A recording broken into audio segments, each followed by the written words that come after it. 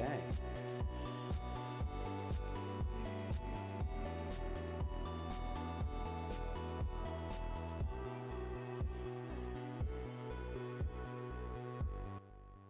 Okay. How's it going? Hope it's going all right here. I'm ready to get started. Ready to get started. Check it out. Oh gosh, I'm having mic problems, I guess. Definitely not voice problems. Need to get to work here. So, a little behind today, 12:30. It's a bit different than usual. But give it a second, warm up. Kind of digging the song, so I'll just vibe out.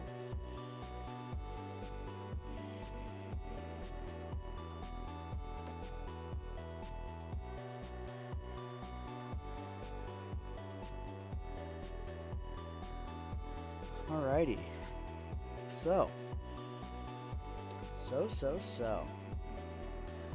Yesterday, oh, you lost me, guys. You lost me. Okay, so yesterday, here's what we did. We kind of worked on our... No, it's not playing at all. Oh, man. I'm really bad at this. No DJ. So yesterday we kind of worked on some behaviors for our player.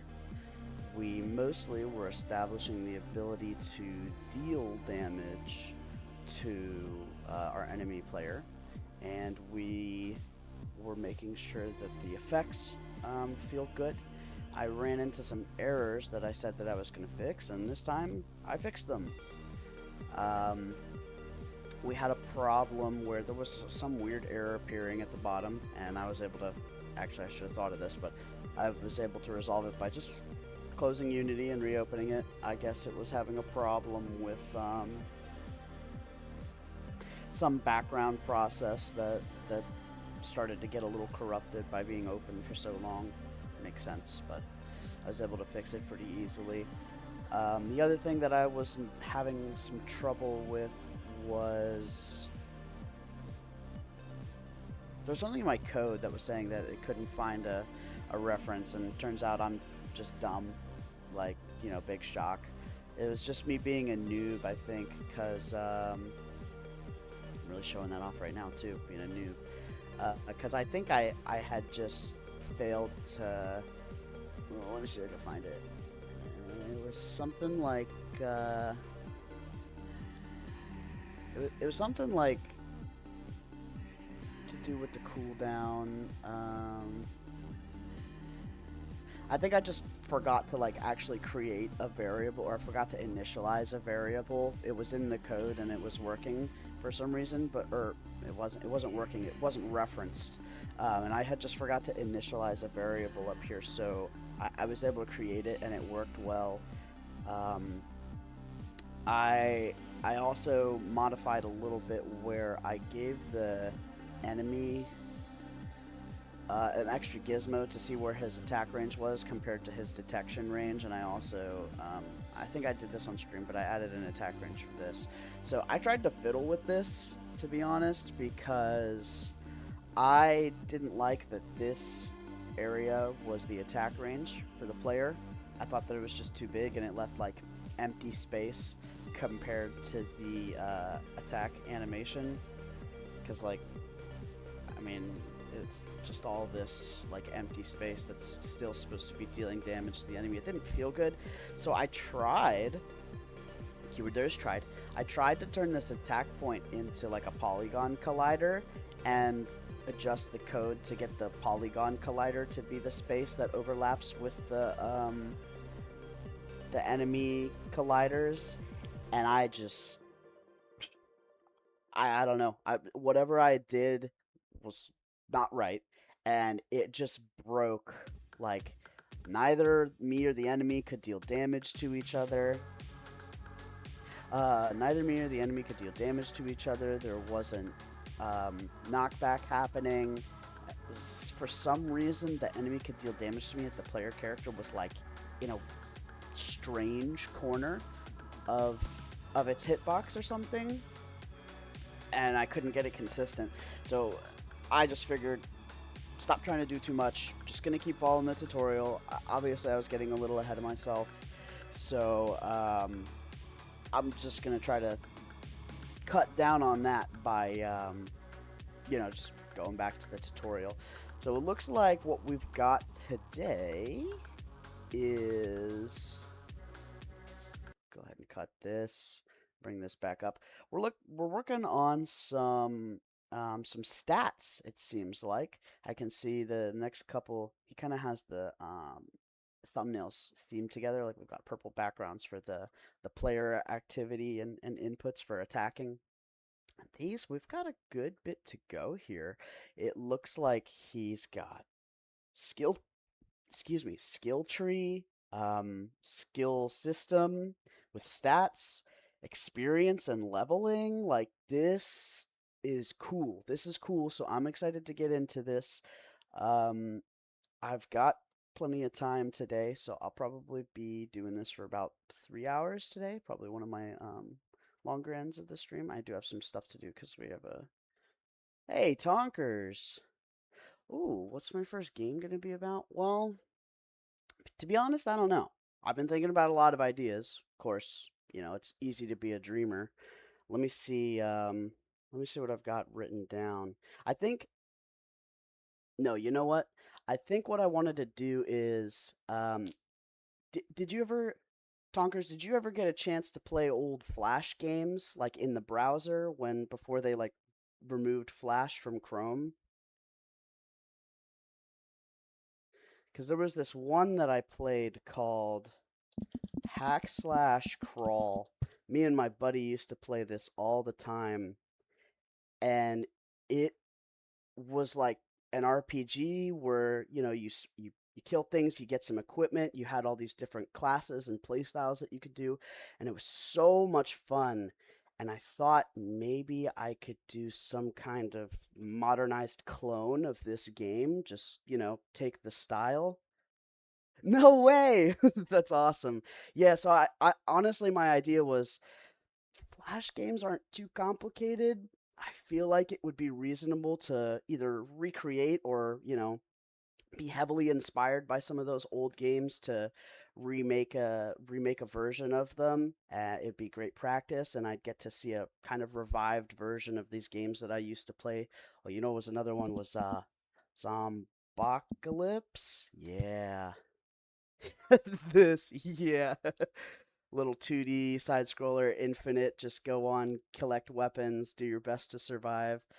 Just like, you know, nothing too complex, nothing too crazy, but something that is fun.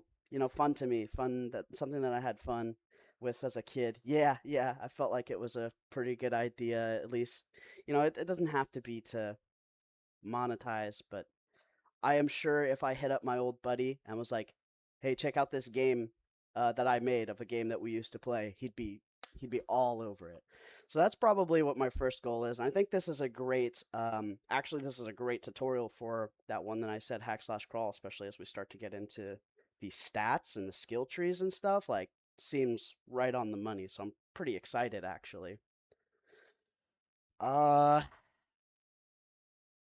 Bonkers, do you develop games or are you just chilling, checking people out here on Twitch?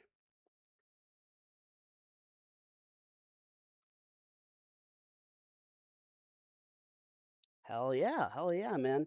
The what kind of experience do you have? Did you go to school for it, or are you doing like I'm doing, just following some YouTube tutorials? No worries, no worries. I understand the embarrassment. It's not finished, nobody can see.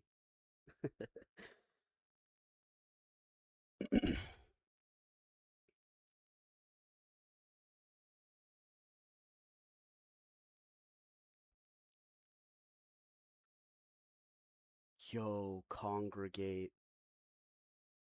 Yeah, speaking of Flash games, right? That's awesome, actually.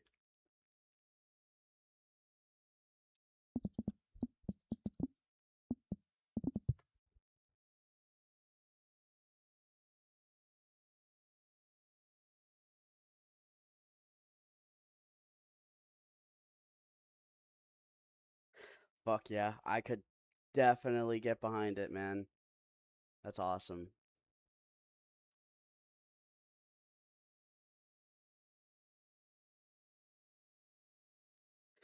That's awesome. Um, yeah, how long have you been working on games and stuff? I mean, obviously, if it was on Congregate, yeah, I was gonna say it's been a while.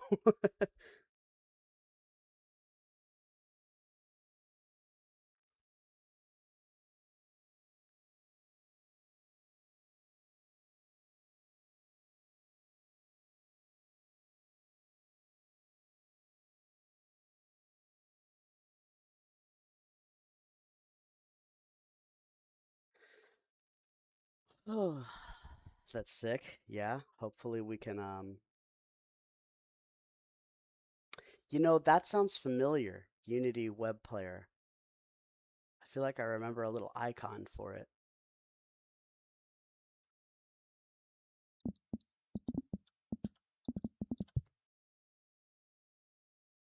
Yeah, the old triangle. Although, is that still what they use? Kinda. Yeah, I remember this. Look at this guy.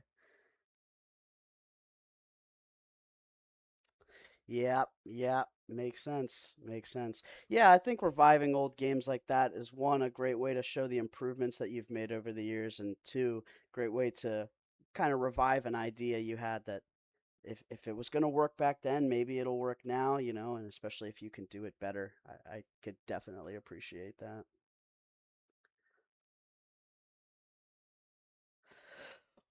Well, I'm glad you popped in here. Let's go ahead and get started on checking out these tutorials.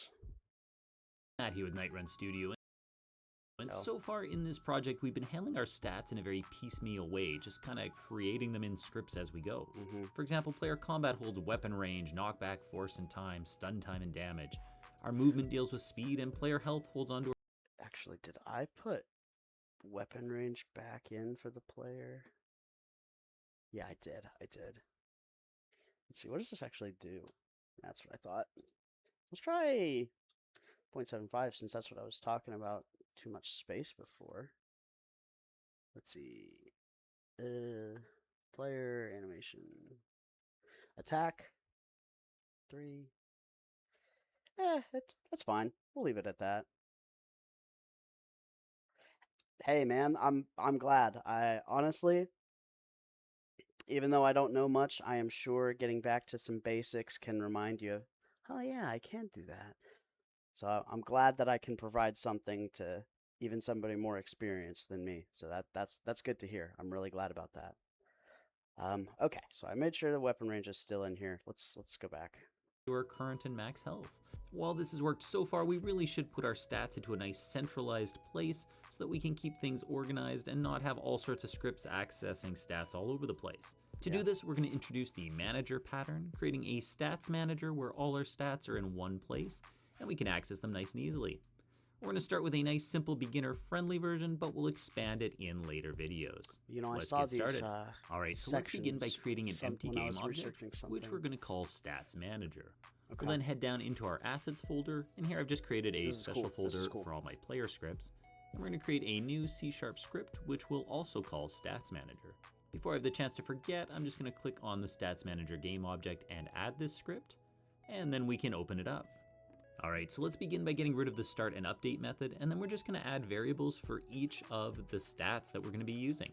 I'm going to make Yeah, a it's the public integer headers. for That's what I weapon saw range before. and carry on I didn't making quite all the know how they different would stats look. we need.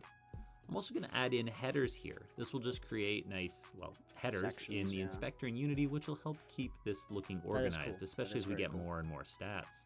Once we have all of our different stats put in here, we need a way to access them from other scripts. To do this, we're going to use the singleton pattern. What we're going to do here is create Coding pattern that gives easy access to other scripts and only has one instance of itself. Be careful when using these. If you introduce too many, it can cause problems down the road, but in this case, it's perfect for our needs. Okay, singleton pattern. a public static stats manager reference. You'll notice the name is the same as our script. Static. And by making it static, we just Oh, make I it missed manager that. reference. You'll notice the name is the same. Unlike normal variables, like the enemy health variable, where each enemy has its own version of health, static variables only have one instance. Okay, I think I understand that. Same as our script. And by making it static, we just make it so that there's only one copy of this variable. We're going to call this stats manager instance because, well, it's the only instance of it. Now, to make sure that we don't ever get more than one stats manager running around tracking our stats, we're going to head into our awake method. So before the game even starts See, I was wondering the difference tracking between our these stats, because we're going to head some into of our what I was seeing was saying they're basically the same thing, which I get it, especially if it says it fires right before start. But you know what? Let's just find out.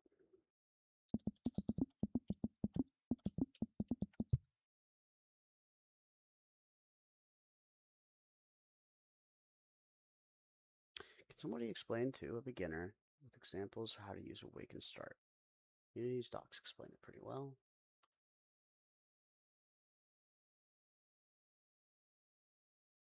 Oh, look at this. This is this is cool. Okay. Start is only ever called once for a given script. Good to know. Good to know. But it doesn't have a comment on Awake. Using awake for all initialization calls that are within an object, such as get component calls, and start for anything that may depend on another object being initialized is a common pattern. So awake is better for like some of these examples that I have up here for hey, exec, good to see you, buddy. Yeah, getting back into it. I'll give you the rundown here. We're following a tutorial series that I found on YouTube for making a little practice RPG, and it's been super helpful. We've got we've got something fairly fleshed out that looks pretty cool. I've been trying some world building to try to with these 2D tile maps. Right now, we've got some basic movement for our player and our enemy with including animations. Oh, how do we turn gizmos off? I forget. Okay. We've got some basic stuff going on here. I can attack and there's like a cooldown and stuff and we can smack the hell out of each other and knock each other back. It's going really well. So right now the part that we're on in the tutorials is we're doing some kind of stat systems and some skill trees and stuff and it seems really cool. I'm really excited, man. Right now, I was just watching this and I was trying to investigate some of these methods that we can use in Unity and just trying to understand the difference. So this one that we were just talking about here is the difference between awake and start. And apparently there's like an order of operations that they use and they've got this nice chart here which is a little overwhelming, but basically it was saying, you know, you can use awake for get component calls, which I actually have an example of in here because we were doing these rigid bodies. We have them in start here because since we're probably going to be like instantiating enemies, just like spawning them in certain cases, they need to be able to look to themselves for certain components like their animator and their rigid body. And so I guess awake is going to be better for some of these than start, or at least that's what's more commonly practiced. So I've got a good example here of an object looking to itself for some of its components, and apparently people use awake for that instead of start.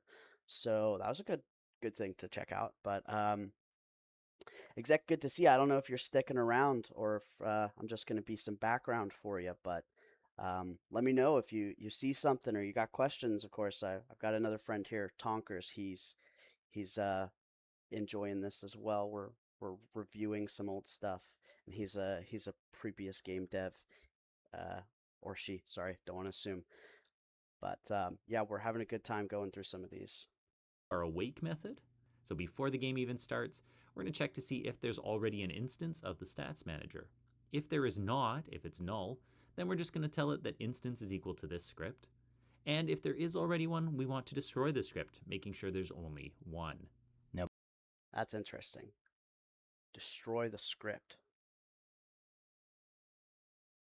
Okay, so since there's a good bit here and it's kind of summarized, let's go ahead and get some copying in.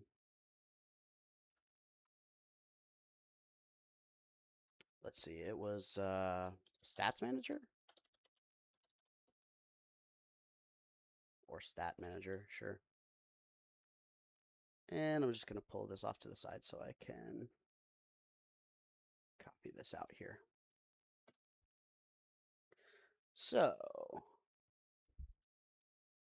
I know he deleted both, but I'm going to go ahead and just redo this one to awake. And let's get some of our other stats in here. Public.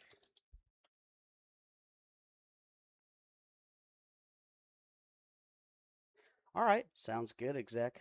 Glad you're here, man. Good to see you.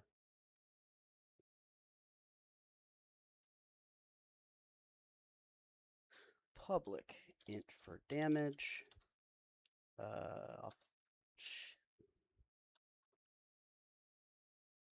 Public int for weapon range. Knockback force.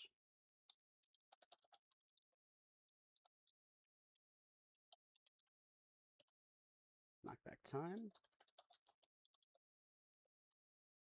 You know, I could probably just copy these out of some of the other ones, huh?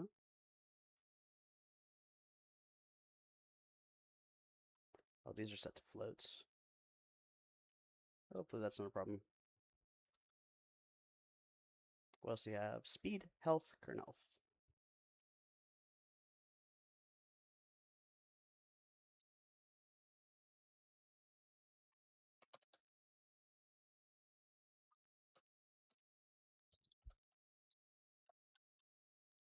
And we're going to do the headers. So it looks like some regular brackets for header, herd, header. Movement. I'll just go with movement. That's fine. Wrong. What are these called? Quotes. Wrong quotes, I guess.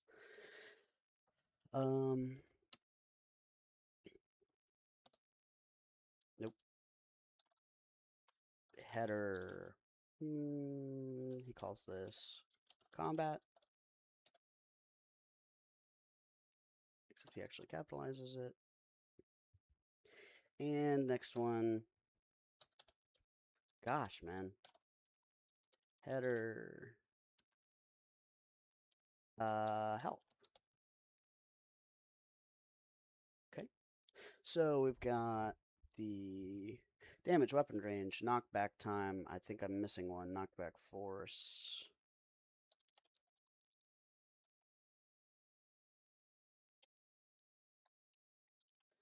And we can convert these floats to ints or change them to ints.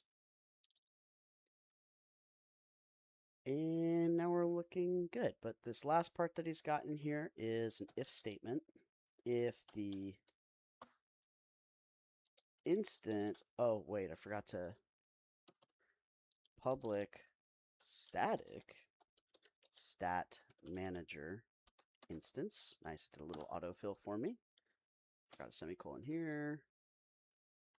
If instance is null, I don't even know what I did. If instance is null, do we have a problem with this? We have to capitalize this? Always with these damn capitals. If the instance is null, instance equals this. This is weird. Sorry. This. It seems weird. Calling it just this. Else destroy game object. Okay. So, nice try, buddy. So, now that we've got that, let's pull this back over here. Oh boy. Yeah, you've got a couple hours worth of stuff to do then, huh? I'm sure you'll get it done. Yeah, I'll probably be streaming for about 2.5 more hours or so, so I'll probably be right here with you. Now, before we continue, Well, I let's did watch just realize this. that some of these are not integers, but are Ah, actually floats, so I'm just going to quickly fix that. We've now set up our singleton, and I'll show you how we can access it from our other scripts. So now we can head into scripts like our player combat where we have stats and find any places where those stats are being referenced. All we need to do to access the new stats manager is type in statsmanager.instance and then the name of the variable.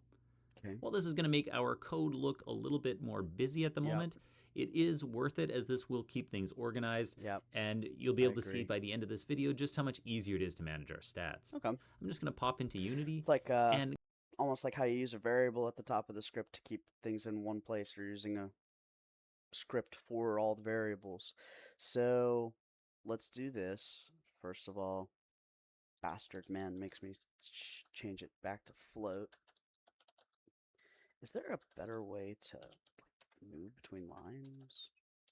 Probably, right? Tab is working. Flout.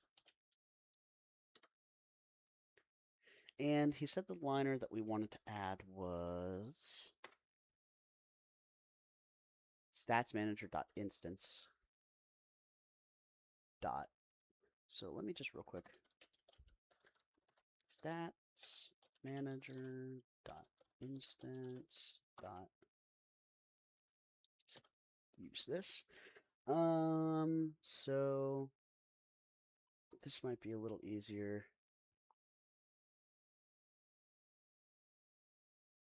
Really? Okay, that's interesting to know.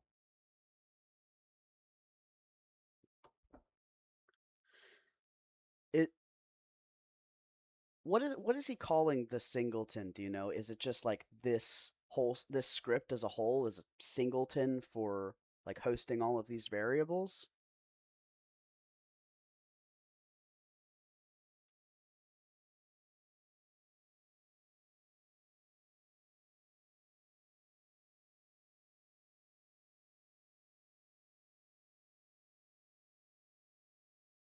manager.instance and then the name of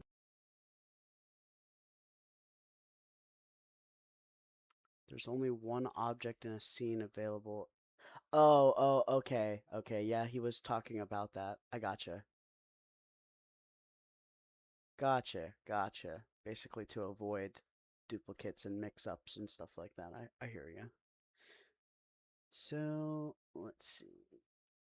Basically, now, actually, let me keep watching this because I want to see, does he remove the variable from the script the itself? variable. While this is going to make our code look a little bit more busy at the moment, it is worth it as this will keep things organized, and you'll be able to see by the end of this video just how much easier it is to manage our stats. I'm just going to pop into Unity and copy over all the numbers as we fine-tuned those and got them just right. So let's make sure all our stats are copied before we go deleting anything. Now that we've copied over all the stat numbers, we can actually just start getting rid of these Yep, stats. there it is. I'll then just scan down to see if I missed anything, as now it should be highlighted, and I did miss one. There we go. Gotcha. We can then do the same thing in player movement, changing our speed variable to Okay. refer to the stats manager, and then getting rid of speed. We can then head into player health, where we can also make sure each of these variables is referencing the stats manager, and then get rid of the local variables on this script. So my only question now, which I'm sure he'll address here shortly. Let's see, what's the next tutorial? Just more stat system stuff. My only question now is, we're redoing this for the player. Is this only supposed to be for the player, or are we doing a separate stats manager for enemies? Or do they all go in the same one? So that I don't know. We'll probably see, but I'm just going to do what he says for now. Let's look at player health. In player health, we've got player max health and player current health. So in this, we're probably going to be doing stats manager dot instance dot player, and it's already red. It's not. Oh, do I have to? That's right. He created it in here, so I have to make this. I'm gonna do a new game object. and probably just raise this up on the list called Stats Manager. Stat Manager, actually, because I spelled mine slightly different. And let's throw the Stat Manager on here. Yeah, okay, so we can see we've already got some variables initialized. And since this is for player, we're just going to do 1.75, 1, 10, 3, 3. Let's try to duplicate that. I'm so sure I'm going to forget. 1.75, 10, 0.3, 0.3. Movement speed is, I think it was 6.5, not 65. Hello? It's an integer. 6 it is. Current health 3, max health 3. So with those set in there, let's save this. Let's go back to this and double check player health. Still doesn't like that. So let me double check. I probably just am not referencing it right. For this, we're going to use the singleton pattern. What we're going to do here is create a public static stats manager reference. You'll notice the name is the same as our script. And by making it static, we just make it so that there's only one copy of this variable. We're going to call this stats manager instance because, well, it's the only instance of it. Now, to make sure that we don't have only one. Now, before we continue, I did just realize we can head into scripts like our player combat where we have stats and find any places where those stats are being. So now we can head into scripts like our player combat where we have stats and find any places where those stats are being referenced. All we need to do to access the new stats manager is type in statsmanager.instance and then the name of the variable. So if that's what he said, oh, there it is again. There it is again. My damn grammar. Okay, so stat manager. Now it's working. I'm just straight up to Lulu. We can remove these because I already converted them over, and it shows me all the places that I need to throw it in. This is great. It even knows that I'm trying to do this. So let's save it. Next up, player combat.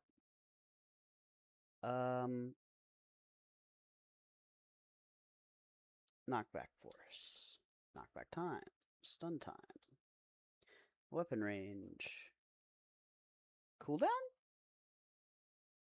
Don't know yet.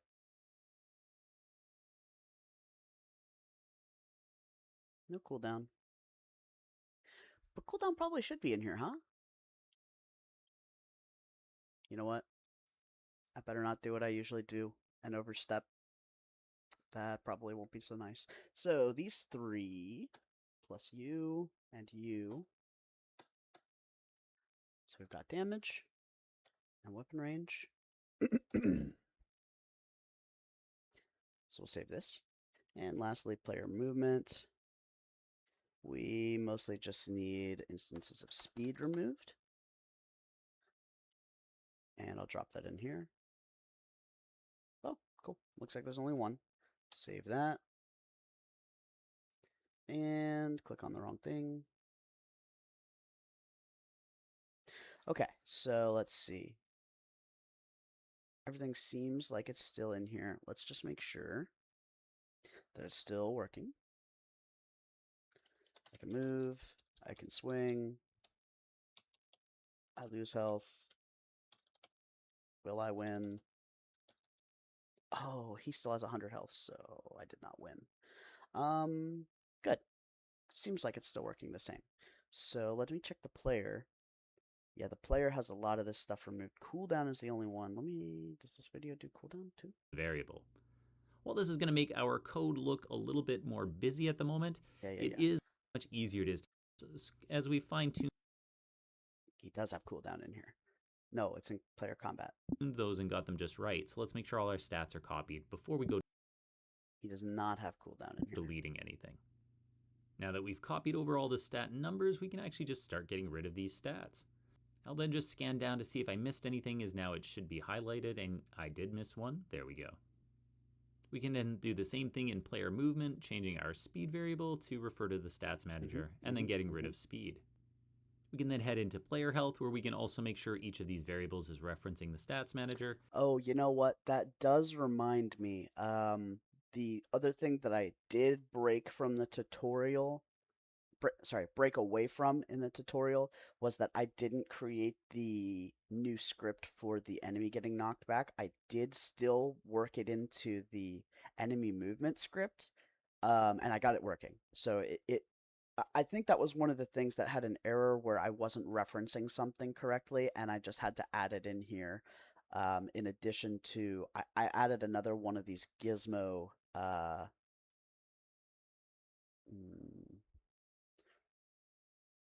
it draws the gizmo in Unity for me, so that I can actually see the range of the attack point. That was another thing that I had worked in here. So we are a little different in that we have one less script and it's condensed into another one.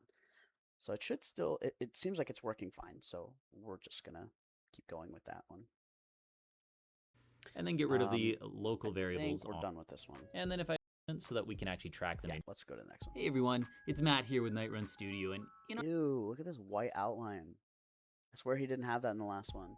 hey Yeah, everyone, what the heck? it's Matt here with I Nightrun. think it looks ugly. Hey everyone, it's Matt here with Nightrun Studio, and in our last video, we got our stats organized into a single script, which has made things a lot easier to organize.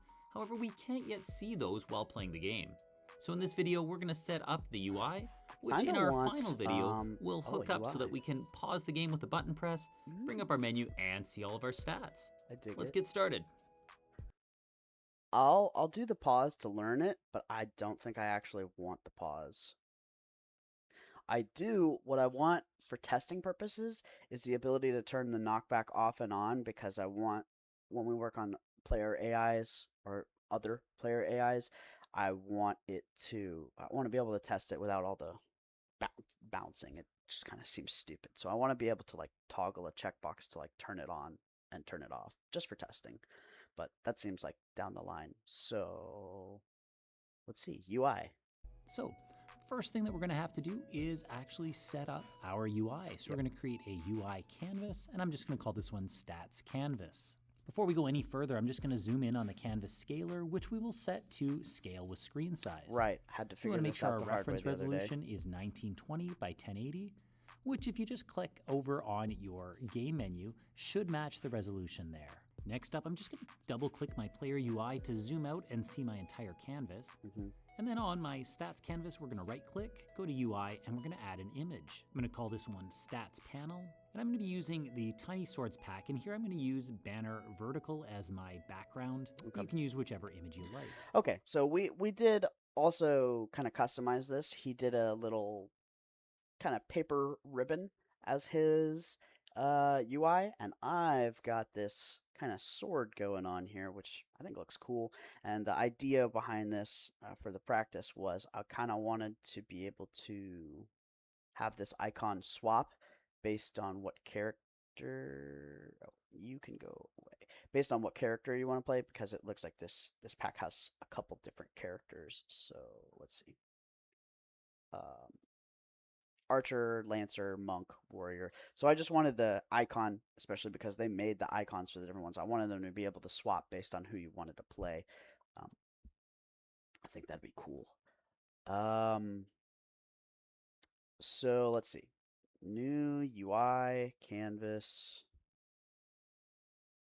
This is a little different than his, huh? Or is it? Am I Delulu? Match the resolution scale with screen size. UI. So we're going to create a UI canvas, and I'm just going to. Yep, I'm just crazy. So let's do this. New UI canvas, canvas. 64 pixels per unit. Scale with screen size. 1920 by 1080, as he suggested. Now let's check out the other UI, which we've got this canvas. Can I, one step at a time. He added a new image under it. New image, and let's check out the the assets that we've got. UI elements. We've got banners, bars, icons, papers, wood table. It does look like a wood table. It's kind of shitty though. I don't like that split. What about this one? That's just kind of ugly. Banners. So we could do this. Kind of dig the scroll look. Looks like we could have some kind of customized scrolls if we piece some things together. What else do we got? Bars. Oh, that's for like health bars. Sure. Buttons. Probably not using a button. Hey, we got cursors. Oh, these are those avatars that I was talking about before. Oh, we can kind of swap it. I think it'd be cool. And this little guy. Papers. This kind of looks more like a map, huh? Ooh, but that could be gas. Ribbons. A lot of ribbons. Maybe we could do a little two-parter. Like a ribbon for some color and the paper for like the background. Let me see what he does. Call this one Stats Canvas. Before we go any further, I'm just going to zoom in on the canvas scaler, which we will set to scale. Right. I'm going to call this one Stats Panel, and I'm going to be using the Tiny Swords pack, and here I'm going to use Banner Vertical as my background, but you can use whichever image you like. You'll notice mine's quite small. I'm actually going to upgrade it to about 1200 by 1200. This is looking okay, except that when I zoom in, you can see that the pixels don't quite match my other one. And so I'm just going to click on the core image itself. And in pixels per unit, I want to make sure that it matches those of my other UI, which was set to 64. I'll apply those changes, which actually in this case don't change a lot. In filter mode, I want to move to point no filter, and when I apply that, it will fix the blur problem we've been having. Okay. However, my pixels are still not quite the right size. Yeah. To fix this, I'm going to head into my sprite editor and use Unity's 9 slicing. Here we just take this green box around the outside and bring it in so that anything along the outside that we don't want getting stretched will be preserved. Well, we'll just stretch whatever is on the inside of the box. Now, if I click on my stats panel, I can change the image type to sliced, and at first that's going to make the pixels really tiny. But now we have control over their size by going to this pixels per unit slot here. I'm going to set mine to 0.5, which is looking much nicer. This one, I'm just going to move it over and up a little bit so that I get it in about the right place. And on second thought, I'm going to change my pixels per unit to more like 0.35, which I think matches my other UI nicer.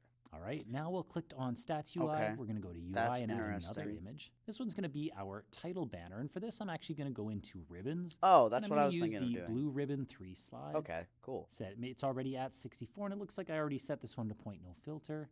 I don't think we need to 9 slice this as it shows up nicely naturally. And so we can put this into place. For this one, I'm going to go with about 1200 by 250, and that looks pretty good. Now we'll click on my stats panel. I'm just going to move the whole thing over a tiny bit, and let's rename our banner to be banner. Next up, we're going to click on the banner, go to UI Text Mesh Pro. If you don't already have this downloaded, you can head to Window, Package Manager. Make sure you're looking at packages in the Unity registry and type in Text Mesh Pro and then install. Your install button should show up either in the bottom right or top right, depending on which version you're using. From here, I'm just going to type in stats, head over to my anchor presets. It's already centered, which is going to work nicely, but I actually want to stretch this. I believe it's Alt on PC or Option on Mac. Stretch. And let's stretch it to fill the entire area.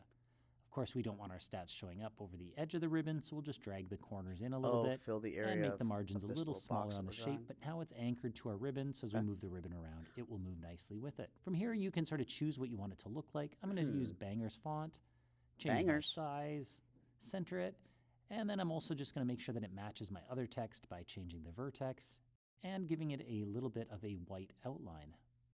Things are starting to look pretty good. All right, I'd like to add a little bit of a background for our text to appear on. So here I'm just going to go into our stats panel, add a UI image. For this, I'm going to go back in my banners folder and use the carved 9 slides, which I think makes a nice background. Don't forget to take your image. I'll set my pixels per unit for the image, change it to point no filter, and I'm also going to head into the sprite editor where we can 9 slice this one, preserving the outer edges. With that done, we can apply those changes and exit the sprite editor. Now we'll click Yeah, on our that one's text a panel. little I'm just going to confusing. size this up. We're going to go with 600 by 600. Actually, that seems just a little too big. Let's make it 500. So next I'd like to create some slots so that we can put each stat name and its value into the slot. So I'm going to create a new UI image. Yeah, Call this honestly, one stat. it's kind of funny that I poke fun at the comments every single time, but they just glaze this dude.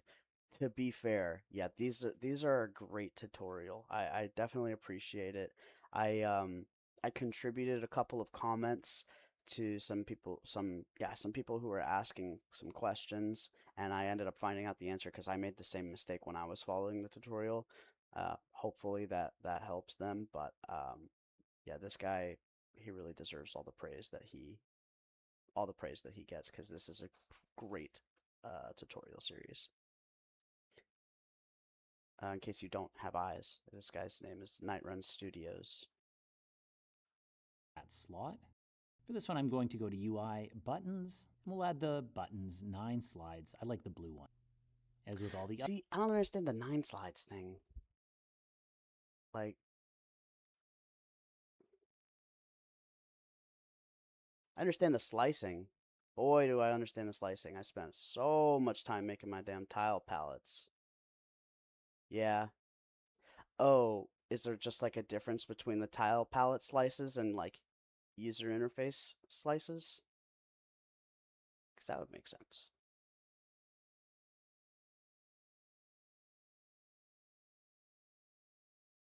That's interesting. I guess we'll just follow. Let's see, it was banners? He said, yeah, he used this one. So let me just, only the inside of the image grows when enlarging it, keeping the edges detailed. That's interesting. We've got the modifications already done. I think I went through everything and just made sure that it was all the same. So let me put the source image for banner vertical. And let's see, we'll just do the scaling. Ooh, that's ugly. Scaling. That's better.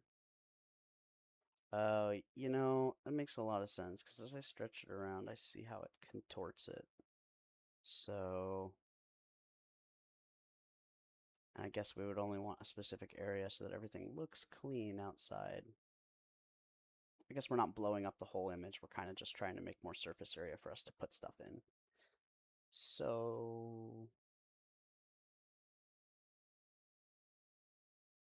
yeah, that is, and I'm sure it makes even more sense with like higher resolution images as opposed to pixel art like this. But I mean, what he was talking about was the size of the pixels. We could definitely see right here, the size of the pixels is really small, especially compared to this super scaled up where it's just chunky.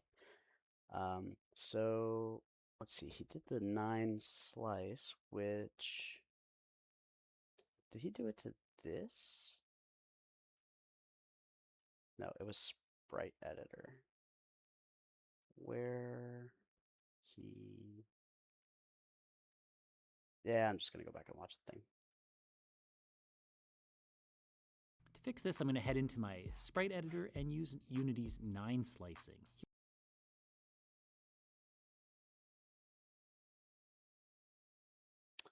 Okay. Here we just take this green Where did he box get around the the green box from?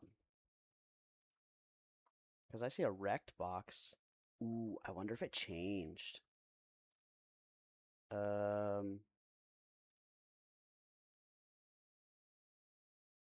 Not that, not that. Doesn't look like that. Wait. No? Do I just draw it myself? Okay, that was green, so I'm thinking that it must be the rect. Let's see. Is this the part we want growing? Just this. Let's see, well, I want to keep my dark one out of it. dark one out of it, and move these down a couple. So those borders are in there too. There we go. I think that's what I'm going for. The outside, and bring it in so that anything along the outside that we don't want that's getting what he stretched did. will be preserved. Well, we'll Perfect. just stretch whatever is on the inside. But the only thing is, what is he doing? Pivot center, pivot mode normalized.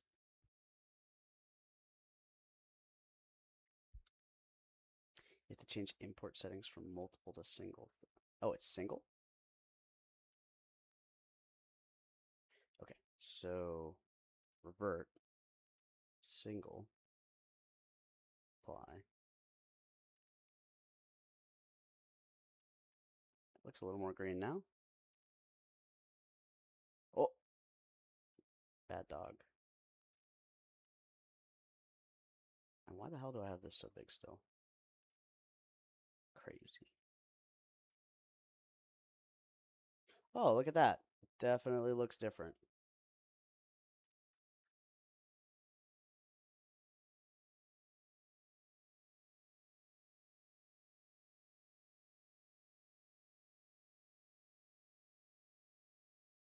Okay. Ah, it definitely looks different. Interesting. It should default to single in my workflows, but for some reason Unity defaults to multiple on import. You know, I saw some of them were single, like the ribbons were single when I imported them. I kind of think that because I mean I got this as an asset pack, it's not like something that I created myself. I think that it kind of went with whatever they had or if they had set something prior, but I don't know if they only ever made it and didn't put it in Unity. I wouldn't expect that to be there. So I'm not sure. I bet there's a setting or something. I'm still not super familiar with the actual Unity settings, but I feel like I should be. They seem really useful. So with this cut up, I think, yeah, just finish this. Inside of the box. Now, if I click on my stats panel, I can change the image type to sliced, and at first, That's what it is. Yep, yep, yep, yep. So image type, unless, hmm. So I know he's on a different version. Am I just blind? Don't think. Oh wait. Whoa. Missing sprite. Well, raycasting for 2D? Maybe I just don't know enough yet. Source image. Oh, image type sliced. Wonderful. first that's going to make the pixels really tiny. Yeah, But now that's we what have mine looks control like. over their size by going to this pixels per unit slot here. I'm going to set mine to 0.5, which is looking much nicer. This one I'm just going to move it over and up a little bit so that I get it in about the right place. Okay. And on second thought, I'm going to change my pixels per unit to more like 0.35, which I think matches my other UI nicer. All right. Okay. So wrong thing. Let's see here. If we're kind of going to mirror this, whoops, double whoops. If we're kind of going to mirror this, let's see. Pixels per unit multiplier. What did he do? 0.35? Seems a little big, right? 0.5? 0.7. 6. Just for dramatic effect. 10. Yeah. Okay, that makes sense. And the opposite. What is this? I'm gonna get demonetized. No, I'm just kidding. I'm not even monetized. 0.5. Looked a bit questionable. I think 0.5 actually works here because these look similar, but only if you like really zoom in can you really see a problem. The other thing that I want to do is that almost look like a little color issue. Is this okay? Yeah, right. These are already set. So back to Zeus. Position it. Can we center?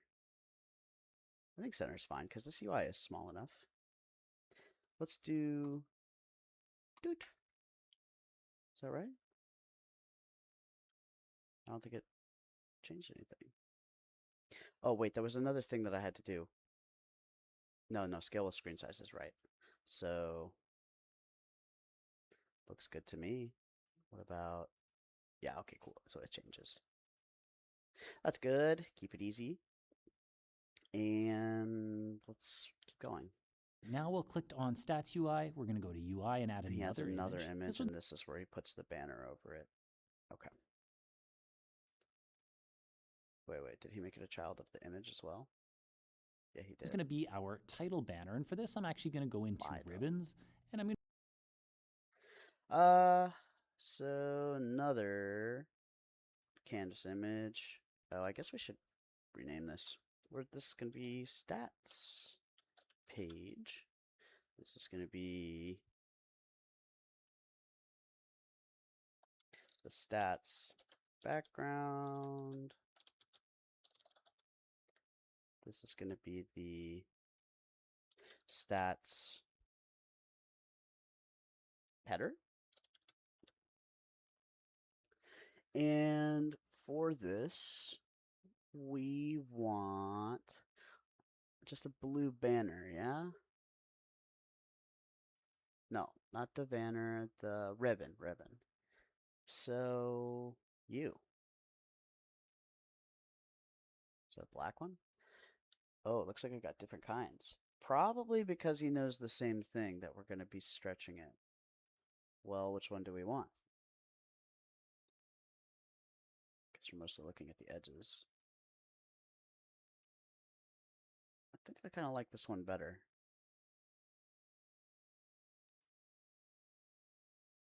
Yeah, I think I like this one better. So let's do stats header. Doot. And is this going to have to be the same thing as before? I forget what he to says. use the blue ribbon 3 slides. It's already at 64, and it looks like I already set this one to point no filter. I don't think we need to 9 slice this as it shows up nicely naturally. He says he didn't think so. So I guess it's a judgment call here then. We will do the rect. Actually, let me move. Boop. And the rect.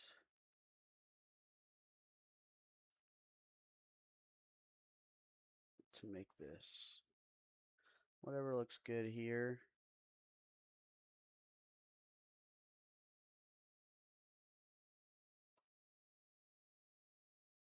Pretty much just want to barely cover that and add a little more, yes? I think it's off center. How can I tell where this is centered? Position 1226. Position. Should I try 12? That kind of worked. I think it's still stretched. Eee. All right, that's a little tough. How about just wing it?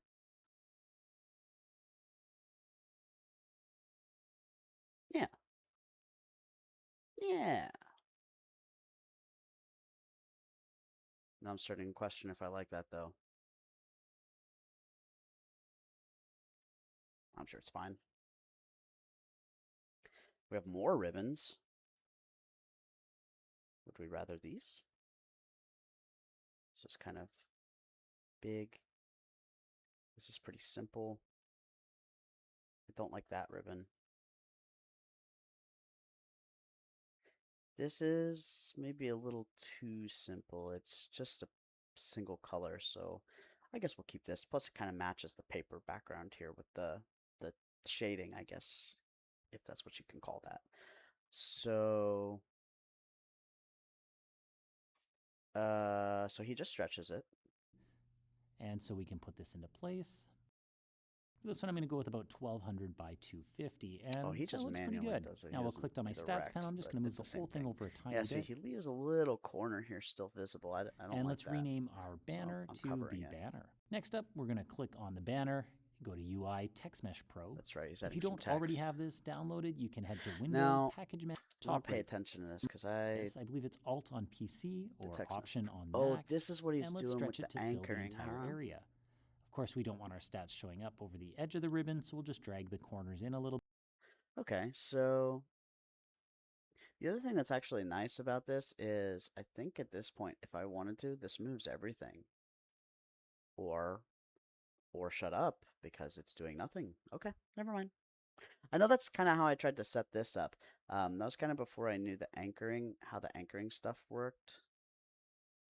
This one. I kind of patched it all together so that even though they're different pieces, it can move as like one unit just by selecting the parent of them, which is probably how that's supposed to work. But I didn't know about this anchoring thing. Ew, why does it look so fuzzy? It's just because I'm zoomed out. Right. So next was a new Text Mesh Pro for text called stats header text. And in this, we are going to be doing, hey, where's the word?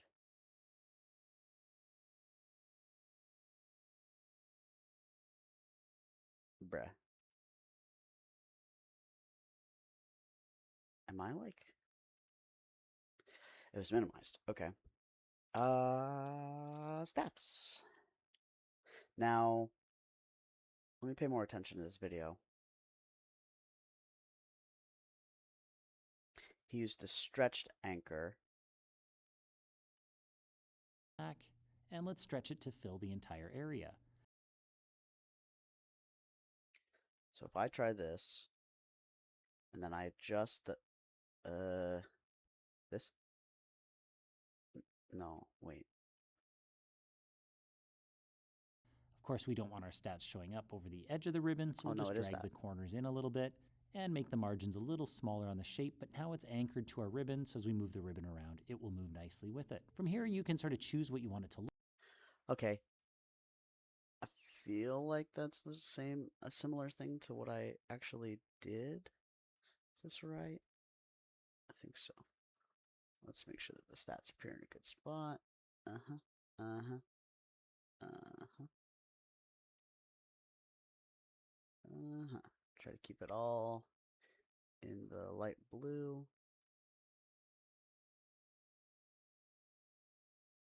And font size, huh? 40? Boy, that's really. Oh, how about this? Boop. Auto size? Eh, that's fine. Truly center it. And now I gotta figure out what I did for this.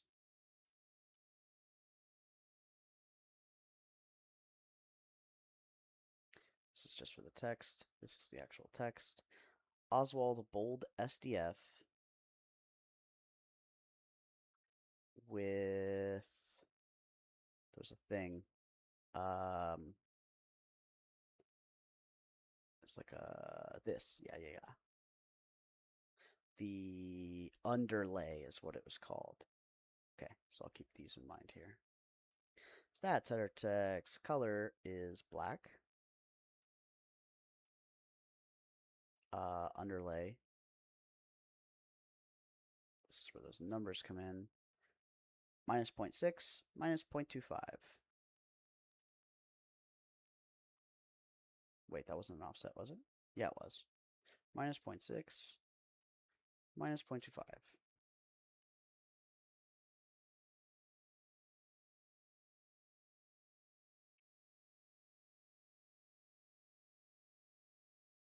Okay. I think that's right. Except for the font. was right. This one? It reset everything? Bastard. Stats. Yeah, that looks like it matches. I don't know if I like it, but it looks like it matches. So cool. How do we look? It's fine. It's fine. Whatever. Look like I'm going to use Banger's font, Bangers. change my size, center it, and then I'm also just going to make sure that it matches my other text by changing the vertex and giving it a little bit of a white outline. Things are starting to look pretty good.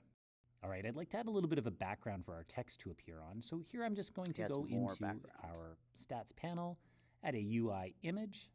For this, I'm going to go back in my banners folder and use the carved 9 slides, which I think makes a nice background. Don't forget to take your image. I'll set my pixels per unit for the image, change it to point no filter, and I'm also going to head into the sprite editor where we can 9 This is slice another this one? one, preserving Okay. the outer edges. Okay. With that done, we can apply. Can do. 1 second. My mother texted me. She texted me to tell me she sent me an email. It's a mom thing to do, right?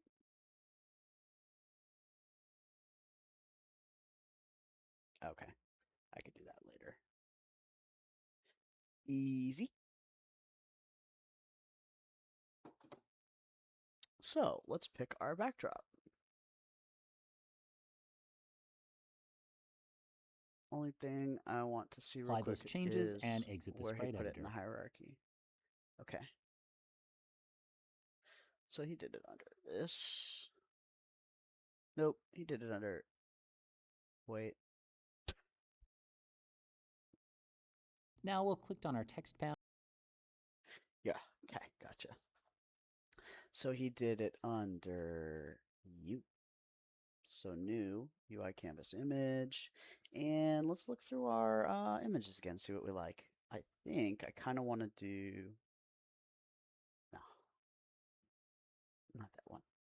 I think I kind of want to do this one, but I feel like that clashes too hard, right? I ain't know much about color theory. I guess let's just go with, what did he use? Oh, jeez, pressing the wrong freaking buttons. That's what it was. It's called banner slots. What about this one? Carved 9 slice. 9 slides. Is this one already set up? No. Single? And if I open Sprite Editor, no, it's not. Wait a minute. Is this the one he used? I'm just Yeah, going it to is. size this up. I guess there's not many things for what looks too great. So banner slots versus looks like carved regular versus carved 9. Oh, you know what? Is that a good example for what we're looking at here? Because I can see this up here on this one, and it is way less distorted. And this is called 3 slides. Interesting. Okay, that's good to know how it stretches that stuff. It's very good to know for 2D stuff. So let's do we want this one or do we want this one? They're mostly the same. This one seems to have some shading on it that this doesn't, so I think this looks a little better. So we'll just listen to the master here and drop this in. Now he did do this again. So it's in single, 64.0 filter, RGBA 32. So let's get our borders in. I think want the borders to be within this.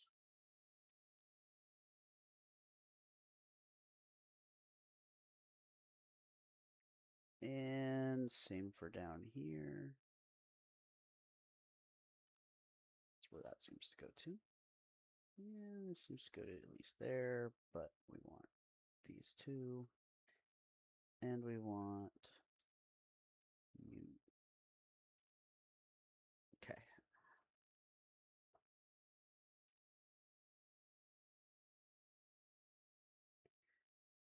Now the only question is this right? Do we want this more square? Because I can see that the position changes here. And it is not quite square.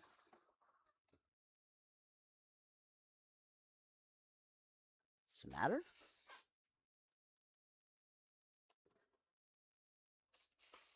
Probably matters.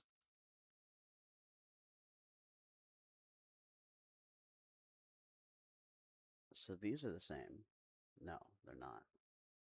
0 to if I were to come into 13. And this one is 0 to if I were to come into 13. Whereas the bottom is 15. So if I made that 13, this is square. And it's what I want. Okay, I don't know if that was strictly necessary, but just to make sure it's nice and square. All of these borders are the same distance away from the edge. So that counts as the 9 slice. I see now, I see. Because, yeah, makes a lot more sense.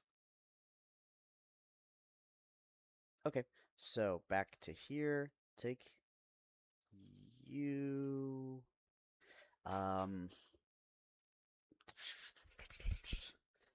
Stats. No, he's right. This needs to be stats panel as a whole. Stats panel. Stats background. And now we give this a bit of a stretch.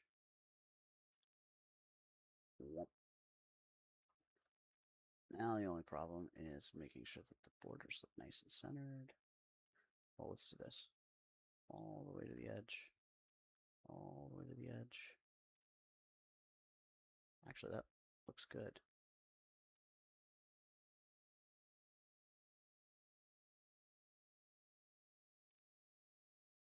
Yeah, that actually does look good. Right up to this black pixel. I don't want it to overlap any of the black, so that looks good. And in this case, we're just a hair over. Now it's right on the money. And same for here. I want this to go right up to the black pixels. And this bottom, I only want it to go up to these brown, darker pixels. Okay. Ooh, now it looks good. It looks good. Yeah. Okay, let's see what he says. We're going to go with 600 by 600.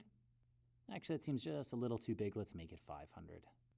So next I'd like to create some slots so that we can put each stat name and its value into the slot. So I'm going to create a new UI image, call this one stat slot. For this one I'm going to go to UI buttons, and we'll add the buttons 9 slides. I like the blue one. As with all the others, we'll set our pixels per unit, our filter mode, apply those, and then head into the sprite editor to slice this one up to preserve our edges. I'll click apply, go to our stat slot, and make sure that the image type is sliced. From this point, we're just going to size it up. I'm going to go with 250.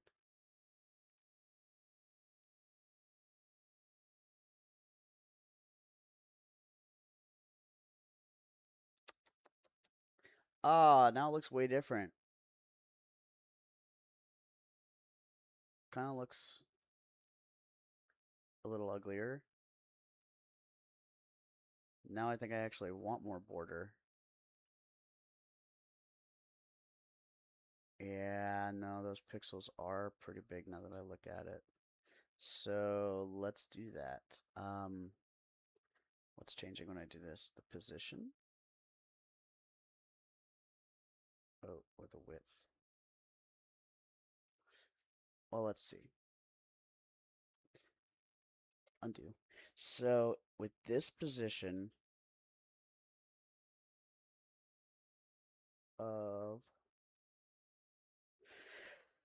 0.072 and negative 55.5.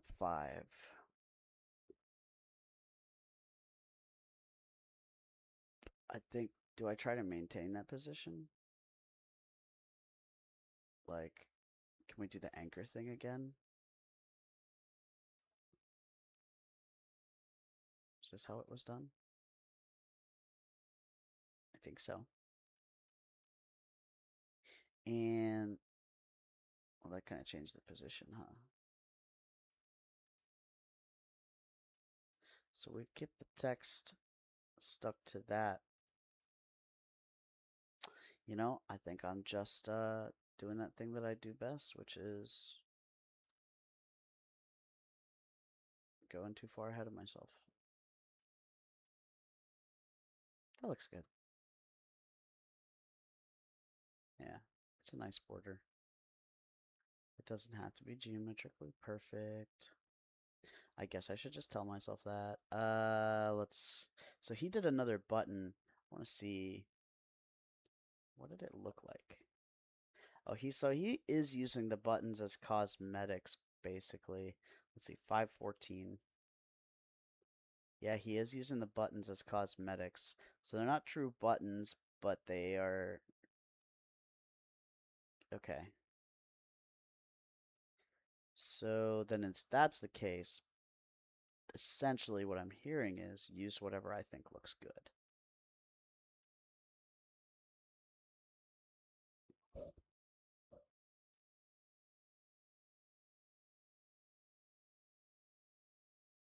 Let's see. What do we think looks good? We can check buttons because there's a lot of them. This kind of fits, but it's also very similar. How's about more ribbons? No. He's right. It's just going to have to be a button. Wait, what about these? No. I already used this for the health. So yeah, buttons it is. But hello. But I think I would rather use something else. I don't know if I want to use this because the colors are so similar.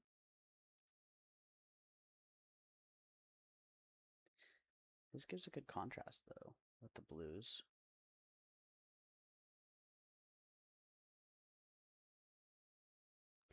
Why are the creative components more difficult than the logical components? All right. Again, let's just listen to the master and do the buttons. Single. Yeah, see, this one's already single. Weird. Point of filter, RGBA 32-bit. So, sprite editor. We'll go. And. And. Is that ugly? No, that's what we want. Dang.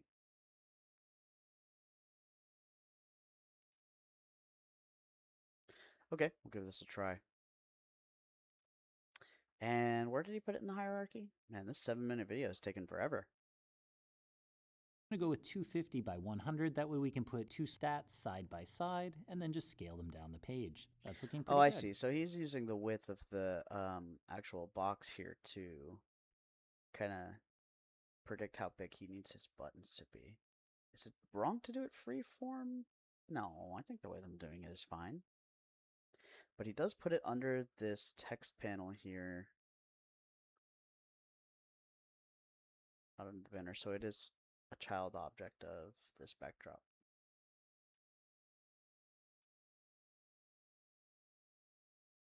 Yet another image and button. So First things first. Boop. Next things next. Ooh. Boy, is that ugly? Or... Nah. That's fine. That's fine. And then duplicate it. Stat block. Stat block 1. And move this. Hey. How you doing? You look good. You look good, girl. Does it look good? Questioning. Questioning. Let's move it a little in. And move you a little in. That's better, I think. Now, I should probably make one for each of the stats, yes? Let's keep going. For pixels per unit, I think I'm just going to leave this one at 1, as that looks about right. Now in each slot, I'm going to right-click, because we want to have some text, so we'll add Text Mesh Pro. I'm going to call this one Stat Text. And while this will be generated in our code, I'm just going to write in strength with a value of 0, so that we can get the sizing right. Here I want to stretch it so that it fills the whole space, holding down Option on Mac or Alt on PC, and clicking Stretch. I'll then try out some margins. That's what I didn't do, is hold 25 Alt. on each spot seems about right to me. And now we can set it up however we want it to look. I'm going to go with bangers once more, and then just set my color and other things to whatever suits you. Now what we're going to do from here is make this into a prefab. So let's head to our assets folder where we can create a new folder called prefabs. If you haven't used prefabs before, the way they work is we can drag objects down here. They'll turn blue. And now we've got this static sort of stats slot down here in our assets folder. And anytime we want to change them, we can make a change to this prefab and then apply all of those changes to all the stat slots in our game. It saves us having to make edits to 15 different stat slots every time we want to change something. Oh, you know what? From here, I'm going to go back up to my text panel, and I'm just going to add something called a grid layout group. This allows me to set our stat slots into a grid and control them from one spot. Of course, that's going to mess up the sizes, so let's go to cell size and just set it back up to what we had. Shit. They think of everything. Okay, so you go to hell. You give me a text. We're going to do the same thing. Ooh, what was it? Alt, and now fit in here. Too much. Do we want to do this the same? No, this looks good. Does it? Have a little bit of border there. I think also maybe the text size is just too big. So let's do 28. Yeah, we're gonna do centered. No, sorry, left orientation, but centered vertically. And this test is gonna just be, yeah, screw it, strength. 0, 0. So it's anchored, stat block, stat text.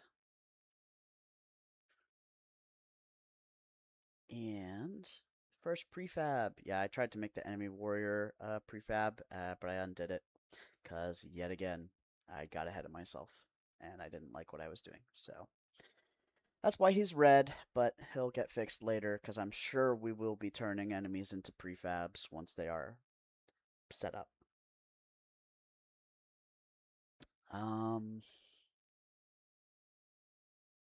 So next thing he said was,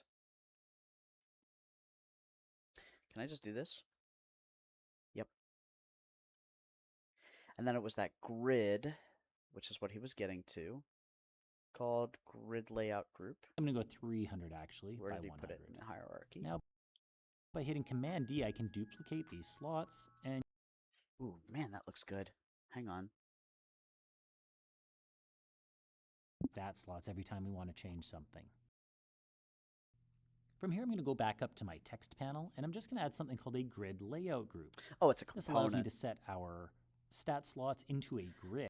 So under this, yes. The piece right above the stat, yes. So, grid layout group. And then this is what I'm modifying here. So can I wait?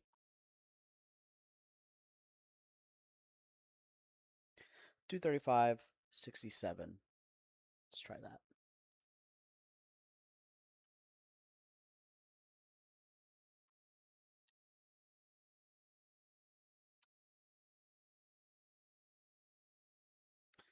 Start corner. Do I get a offset? Padding. Let's see what's 10 look like. Hey, look at that. Top 10. But how does this work if I Okay, no, this is a good example though. So go back to here, go to our padding and spacing 10 as well. No, so let's do from the right, space 10. And we're just going to keep our spacing here so we can have some nice borders. Let's try 15. How's that look? That's a little better. 15. We'll do 15 on all ends. And the spacing now is set to 10. But let's try to make them even. So what happens if I do 15? What happens if I do 20? What happens if I do 100? What happens if I do 50? So it's not letting me go past the spacing, which is good.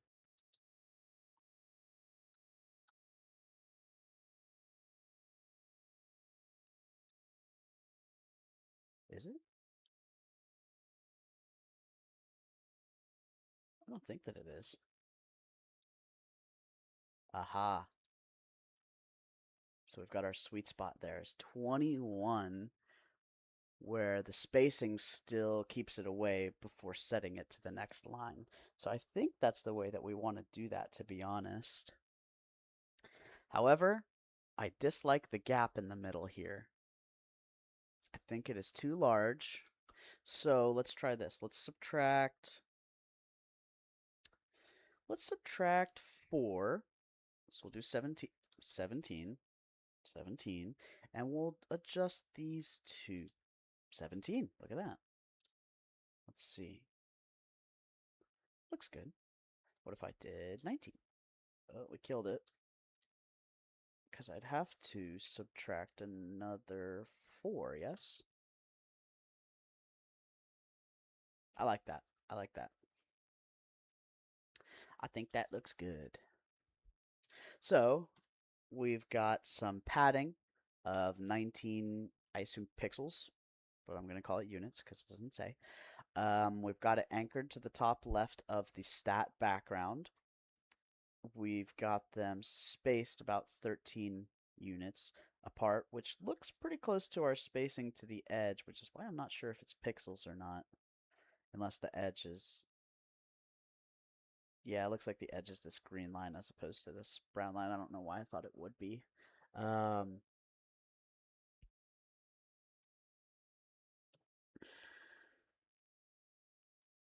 now for as many of these as I duplicate, it's going to keep that formatting. Ooh, she looks so good. I'm just going to leave these just to make sure it looks full and for testing purposes. So I know he said we're going to link it up with code, but this is what we were going for the grid. And control them from duplicate these slots, and you can see what it's going to look like once we've got a bunch in there. All right, so with this second video complete, we've now got our stat system, We've And got next a we'll nice probably looking be UI, linking and it we're up ready with to code. code the two so that they work together. We'll get there in the next video. I hope to see you then. Until that time, this is Cool. Matt with Nightrun Studio. Cheers. This is good. This is really good. Okay, so I'm gonna Hey pull this third everyone, video it's up Matt here and with pause. If you fellas will give me just a second, I have been drinking too much sweet tea, and now I've got to go empty the bladder. I'll be right back. Give me just a sec. Oh, you know what I'll do for you is we can run a little music. Hopefully that's not too loud or obnoxious. Be right back.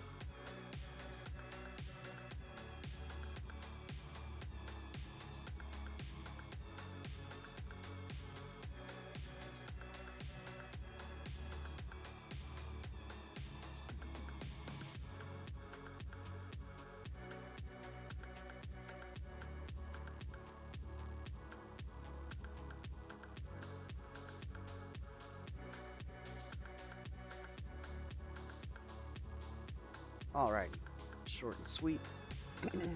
Let's get back to it. You be quiet.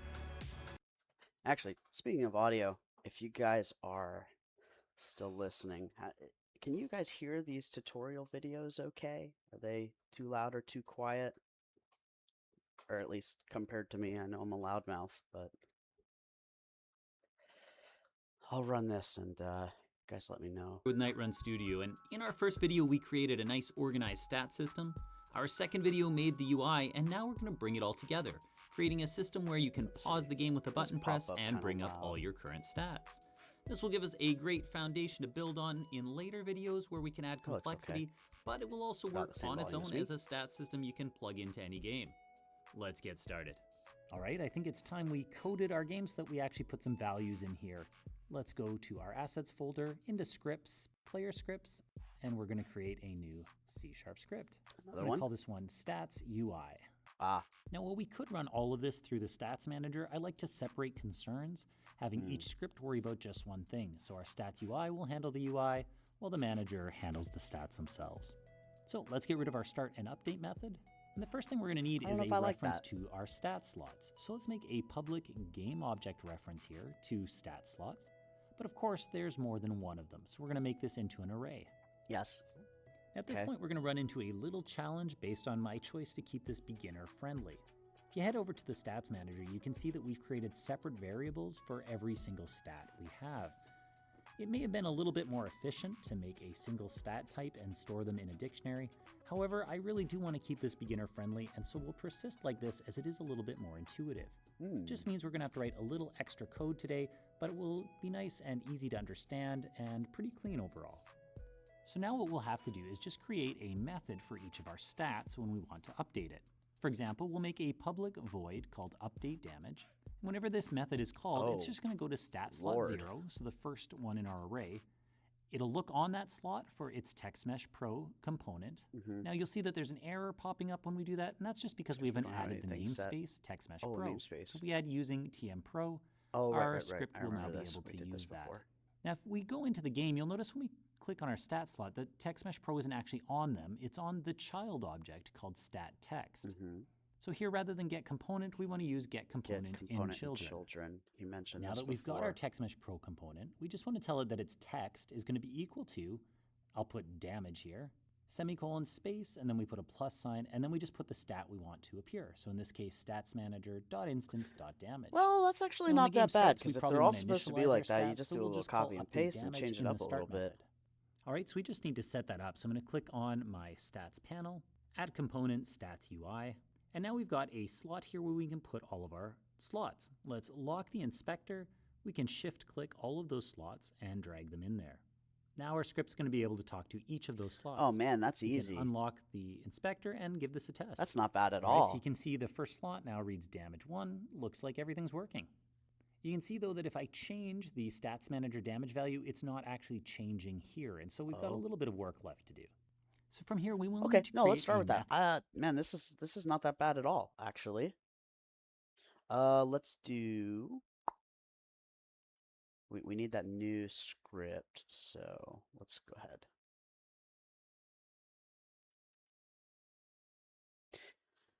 Do I want to?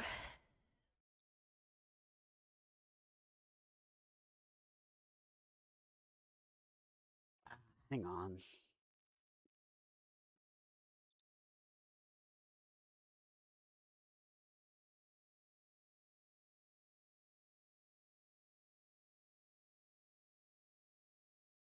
I kind of don't. I think I kind of want them in one.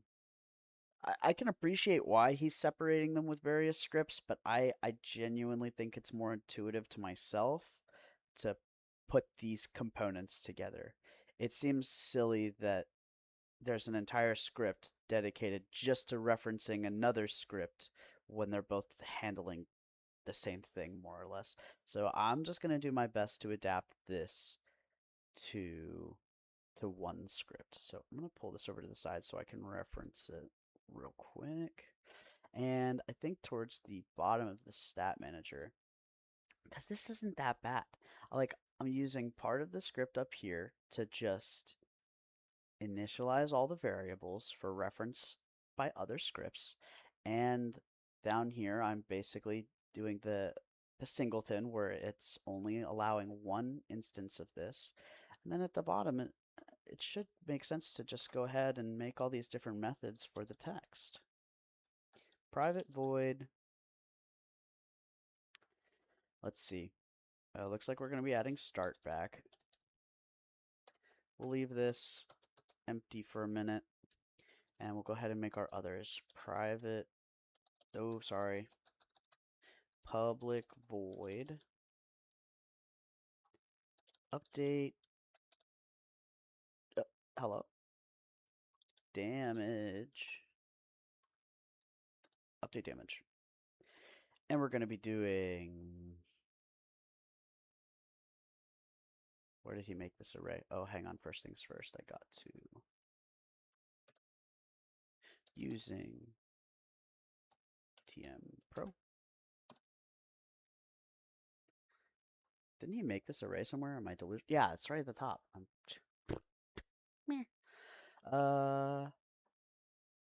Public game object. Create an array called stats slots. Actually, I do want these at the top, and I'll separate the header, add another space here, just to keep them very well separated. And update damage is going to be doing stats slots. The first item of the first index of the array, we're going to be doing. Yes, we're still doing get component in children. Get component in children of the TMP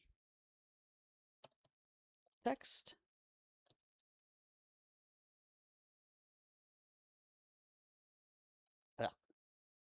Dot text, we're getting the actual text of it, if I can type, is equal to, in this case, damage,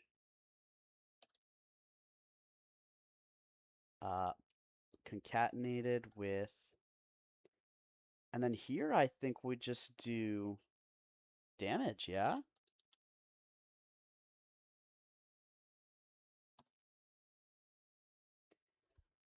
I think that's right. Method for updating Well, each I guess we individual. could just go check. So save. Oh, this is the part where we have to bind all of the blocks into it in Unity. So we do. Oh, hell. What gets that script? I forgot.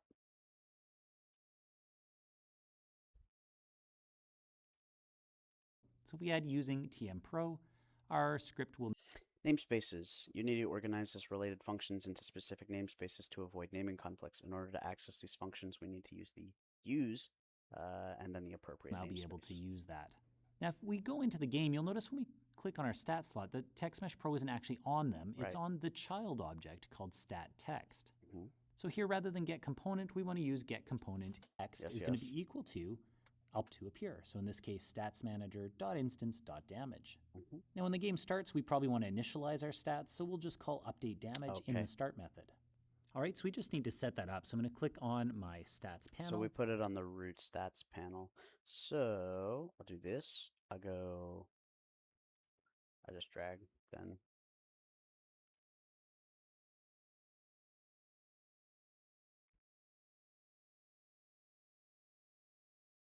Is that a bad idea? To have the stat manager on there? It probably is, right? Since we only want one instance of it? Wait, isn't it already on stats page? No? Where is it? I know we have to put it somewhere. Stats manager. Right, it's on the stats manager object. So since it's a singleton, maybe that's actually a reason for separating them, right? Because we can't have one as the stat manager object and one as the UI object.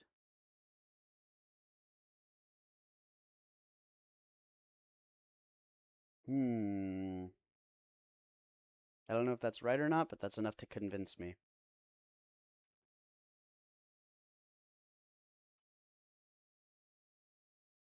So he made this Add component stats UI. Stats UI. That's right.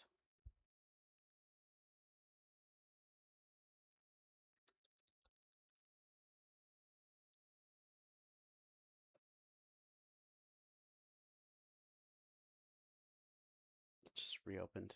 Didn't even open the new one. Oh, it's doing it. Or not. Okay. Give me that. Stats UI. Well, this is fine at least because I can just do a little cutting and pasting.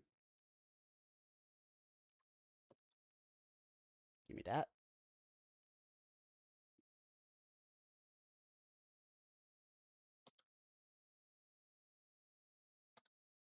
Get rid of that.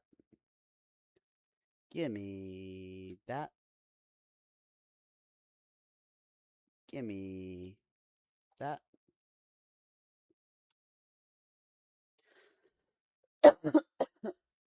Excuse me. And now we have to do. Hang on. I can do this one.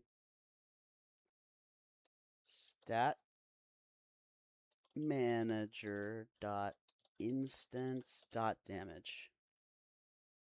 Yes. Okay, got it. So save this again.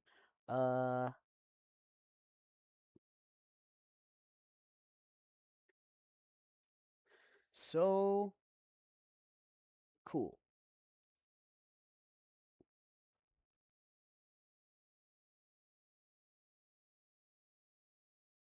We'll do with the stats panel under stat canvas stats panel. It's called stats page stats panel. And we want to add the stats UI to it. And in the stat slots, did he do this first? No, he just expanded this and then went boop. Yeah, oops, right. Oh, undo that, undo that. That was crazy. What did I do? I think I made them all child objects of a single stat block or something. What was I on? Hey, Nee, how's it going?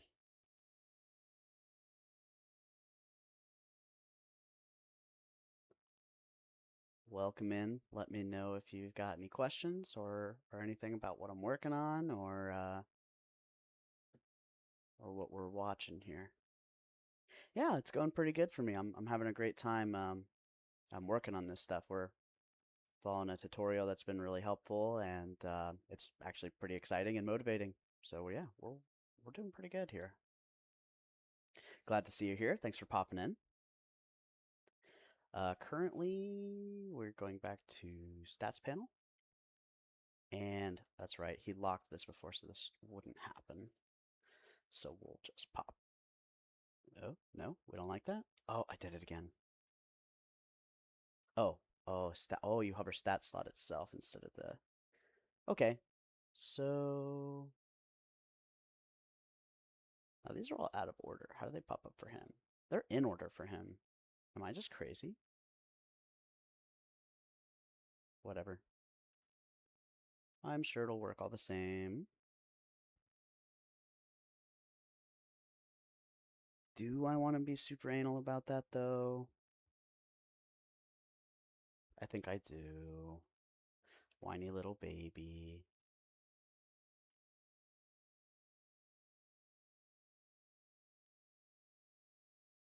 Can I do this now? No.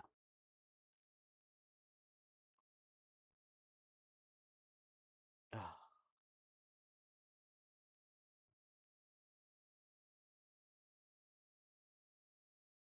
And then anytime I have a new one to add, I'll have to come back in here and drop it in. But this is what fits. I wonder if we can make it scroll later on, if there's that many stats that even need to go into it. Okay, now they're nice and organized and I can stop crying. So that's where he left off. And now so we've got let's do a this. slot here where we can put all of our slots. going with Let's this. lock the inspector. We can shift click all of those slots and drag them in there. Now our script's going to be able to talk to each of those slots. We can unlock the inspector and give this a test. All right, so you can see the first slot now reads damage 1. Looks like everything's working. You can see though that if I change the stats manager damage value, it's not actually changing here. And so That's we've got a little bit of work left to do. And not on, so from here, like, we will need to update. create a method for updating each individual stat. Now, if you look at my stats manager, most of these are actually stats I don't necessarily want to display, like knockback force or knockback time. Okay. They'll probably be secondary stats that are made up of other stats like agility and speed and that sort of thing. So for now, just damage and speed are the only two that I actually want to display.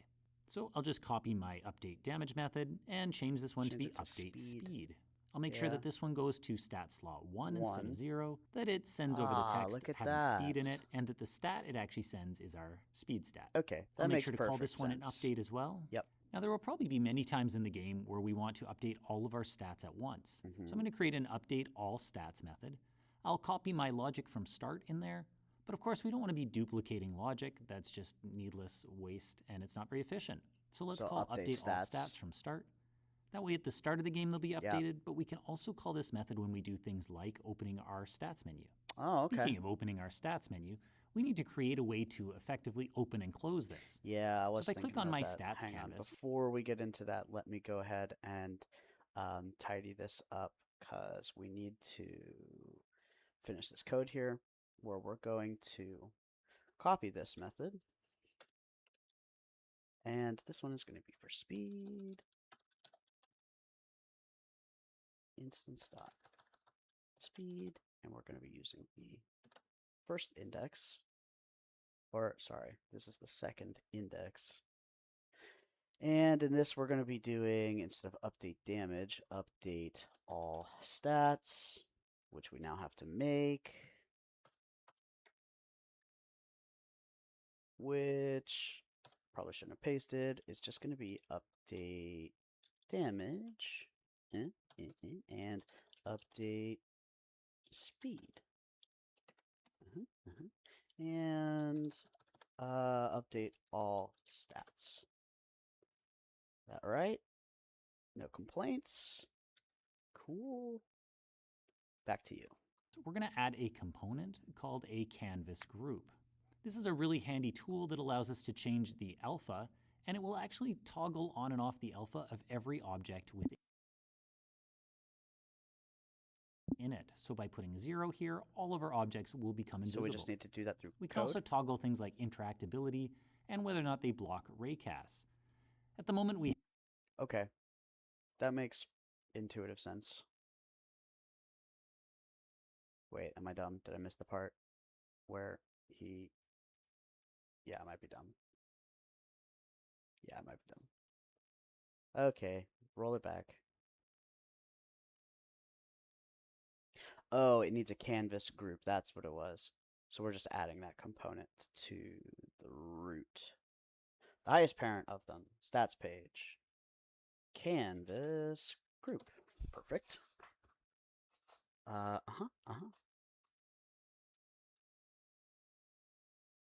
Makes sense. And now let's see how we do it. It allows us to change the alpha, and it will actually toggle on and off the. So we use the canvas group to toggle our inventory. We're going to have to create an update method first of all that's going to check for a button press.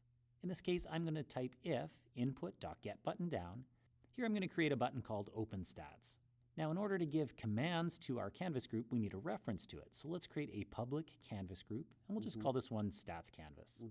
Now we can come into our if statement, and anytime we push the open stats button, we want to tell our stats canvas that its alpha should be set equal to 0. This will effectively close the stats. Wouldn't you want to menu. just So now we're just always going to have create it set that opposite button. to itself? I'm going to go to Edit, Project Settings. Here we can click on our Input Manager, and I'm just going to add a couple more buttons here. Yeah, Going to so that we size, can do the stats button. and we'll just add one more. It'll appear down at the bottom as an exact copy of whatever your last button was. I just realized Open Stats is a bad name for the button. We'll actually call this Toggle Stats. I'm going to use the Escape key as my positive button. And then down below here, you just want to make sure that all of your settings are correct. For example, make sure your type is key or mouse button, and that you're not inverted or anything like that. Now I just want to make sure that I rename my button in the script to Toggle Stats, which is much more sensible. All right, now we can click on our Stats panel, and in the Stats UI script, make sure that we drag our Stats canvas into that slot so that we can talk to the canvas group. Now when we get in the game, our stats are appearing. We can hit escape and it will close the menu. And now However, they're we gone have no way forever. to open it again. So back in our script, we just want to create a way to keep track of whether or not the stats are open. So we're going to create a private bool called statsOpen, and we'll initialize that to false.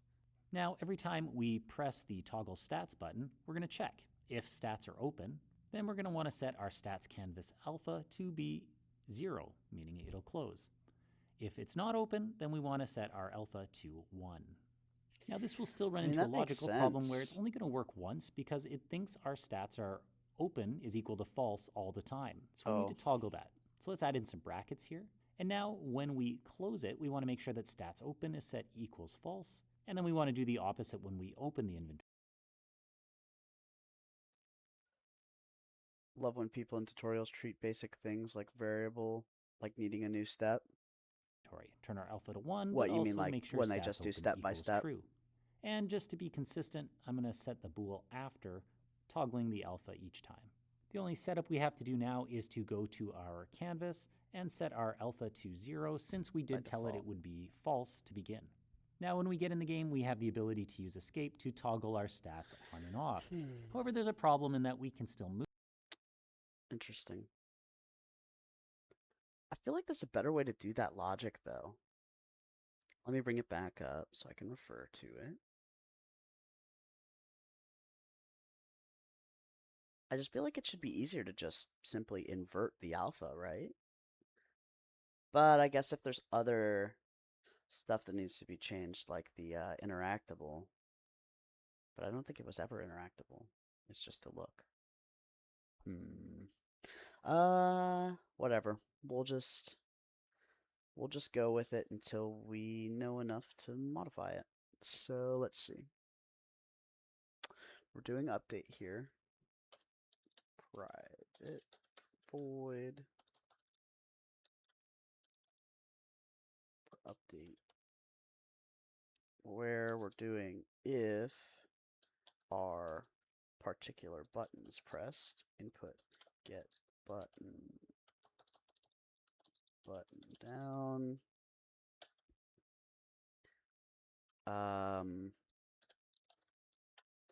Toggle stats. Add some more brackets. So, oh, we're nesting if statements now, I guess. If stats open. When we're doing this, you guys can go up there and stats canvas dot alpha, which this part makes sense. We're setting the alpha to 0 because the alpha is what controls the visibility of it, basically. And it doesn't know what most of the doesn't know what most of these things are. Yeah. Yeah, you're going to be making a lot of those comments if you point out every time I spell something wrong, because I do it way too much. He could do it a little faster with showing and hiding the menu. Yeah, probably. Yeah, there was a whole thing where I had a problem. I think actually I forgot to mention that. That was one of the things that I had an error with yesterday is I could not figure out why something wasn't working. It's because I missed a letter. And there was a problem that I had with the animations and toggling animation states with a Boolean. It was because I missed a capital. It's gonna bite me until I get it down correctly. So,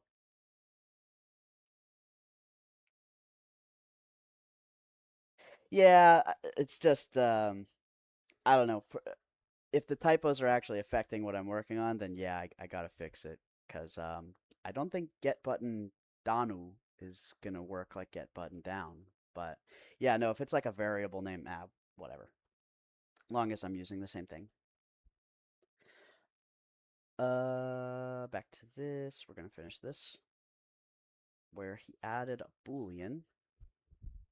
Oh, he also added that canvas group. Public canvas group. There's another one. Stats canvas. Now that's just what he called his, I think. Honestly, that's fine here. I don't think I need to customize. So then the other thing is he has a private Boolean being stats open. I don't like that he kind of sets it here, but I guess if we're not going to add logic to check itself, then. So then the other thing is another capitalization issue. And stats open is false. So now we have the else statement with our brackets that didn't want to space it for some reason. Is stats canvas dot alpha. Now it's interesting that it wants to add one.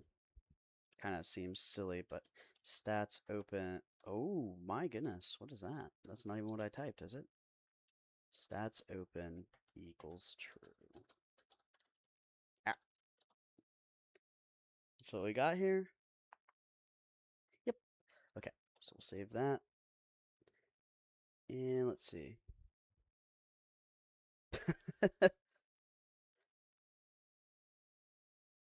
Yeah, that seems like a pretty backwards way to do it. So with that, I think what we need to do now is in here. No? No, we're good. Oh, stats canvas. That's what needed to be set. Which I believe is, let me double check, but I'm pretty sure it's just the stats page. The only setup we have to do now is to go to our canvas and set our alpha to 0 since we did tell it would be false to Wants it begin. off by default. Now when we get in the game, we have the ability to use escape to toggle our stats on and off. However, there's a problem in that we can still move and take damage. Nah, just being a whiner. I'm pretty sure this is what goes in here. Oh, nope. Eh? That's it. Yeah.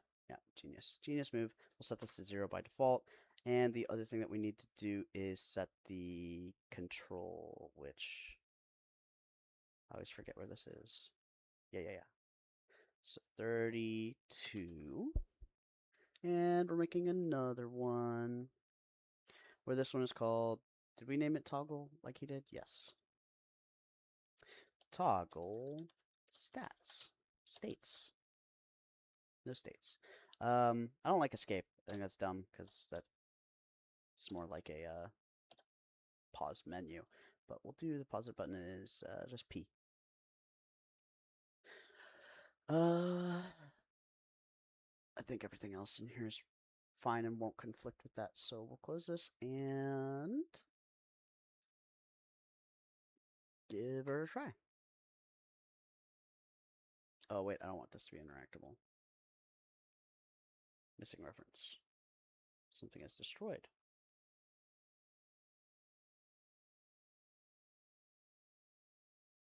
Okay, let's see what this is.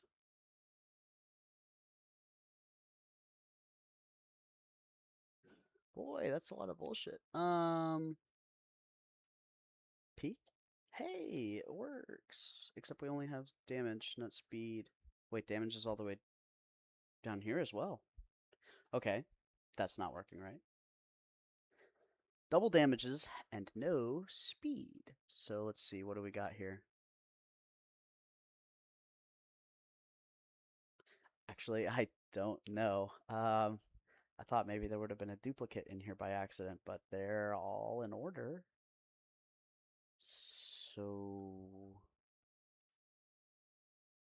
this? Oh, that's it. Easy. Still don't know why this one defaults it to all the way down the list over there. Oh, you know what? Hang on. I bet I know what it is. First of all, you turn back on. I bet it's where these blocks are actually placed. Wow. Okay, that's kind of stupid, but I guess we will. Yup. It's kind of stupid. Let's default this back to 0 real quick so that I can just put those back in. And now it will actually use the right one. Why the hell does it put 4 all the way up here? That's so stupid. Whatever. That was a good solve, so we'll save that. And we're going to default you back to 0 so we can try again. On the bright side, the key press is working. P, yes, damage and speed, much better. So we got going on in here, and it's working well. So let's see what's next. Well, our stats are open. Oh, he wanted to do a pause. I don't really care for it, but I'll practice it. And you might want to pause that. Fortunately, pausing in Unity is really easy to do. All we need to do here is make it so that when we open our stats, we set time scale to be equal to 0. That's this it. essentially You just freeze stops the all whole physics game. operations, making it so nothing can move. Okay. Similarly, whenever we close our stats, we want to make sure that the time scale is set back to 1. And with that done, we can toggle our inventory, but if we're being chased, we can that's not that pause bad at all. and the enemy stops chasing us as long as the menu is open. And before I have a chance to forget, I am actually just going to delete the stat slots I'm not using. We can always add those back in later if we add more stats. Okay. Now at this point we are mostly operational, however I'd like to show how we can modify our stats at runtime. Oh. So for example, if we pop an item while looking at our stats or change weapons, we want to see these stats update. We'll get into this more in future videos like item collection and weapon changing, but for now I would just want to show how it's going to work. So to demonstrate this, I'm just going to pop into player combat, and down here at our deal damage, let's just imagine for a second that every time our player attacks, he gets a sort of bloodlust that increases his attack damage. So first we would increase the attack damage by talking to our stats manager, but now we need to update the stat itself in our stats UI. So in order to talk to our stats UI, we need to make that's a what I was public thinking. reference I feel to it, like, which we'll fill in Unity in a moment. And then abuse we the can come stat down page below to like here, and after we've pause. updated our damage stat, we can update the UI by going statsui.update damage. Now, each time we Oh, attack, interesting. our attack power will go up and our update damage method will be called. Now, in order to set this up, we're just going to click on our player, go into player combat, and now he needs to know where the stats UI is. So we'll drag our stats panel in there, and now they can talk. So now when we get in the game, you can see we have a damage of 1. However, if I go and attack the enemy, then Whack. hit pause, our damage has Should gone up by 1. change. And finally, Hmm. one last thing we're just going to do here is make it so that whenever we toggle our stats, along with pausing the game, let's call update all stats. This is optional. You may not need to do it, but if stats may have changed in the intervening time, we can just call a quick update each time we open the inventory. All right, Okay. I hope you found this Yeah, I one feel helpful. like might as well throw in the stat update every time you open and close it if that's going to be one of the very few opportunities to actually do it. I'll do the time here, but I'm going to comment it out because I don't actually want it, but I'll keep it in here for reference. So it was, yeah, I already forgot. Time scale. Time scale equals 1. And just throw this in here, but make it 0. The other thing that we want is whenever we open it, we're going to do the update all stats. And sure, we can do it when it's closed. Seems weird to offer both a pause and an update on close because whenever you open it, it should be up to date and not need to update again. But we'll do this.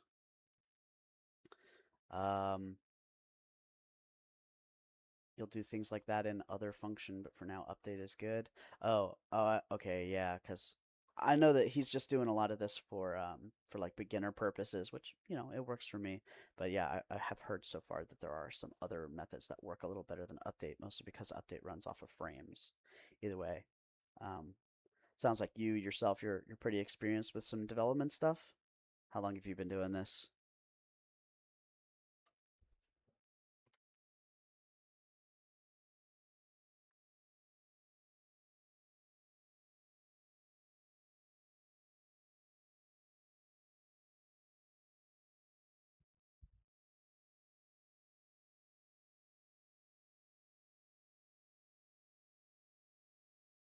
Few years?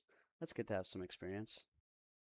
What, set the time scale to increase by 1 so that the movement slowly starts coming back, like slow-mo?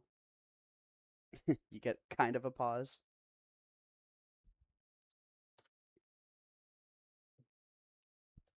We can remove these.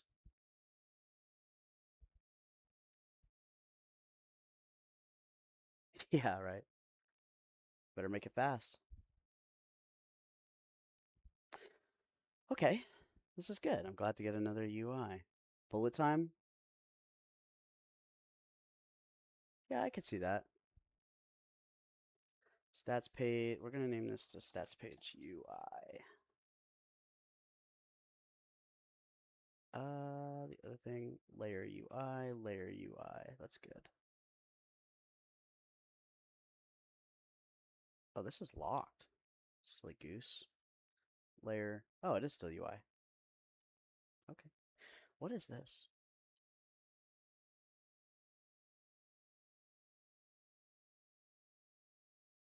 Like dodging bullets in the Matrix? I would just think that's like slow-mo.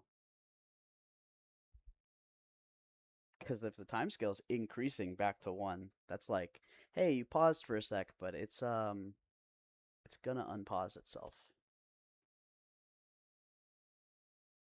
Slowly getting faster.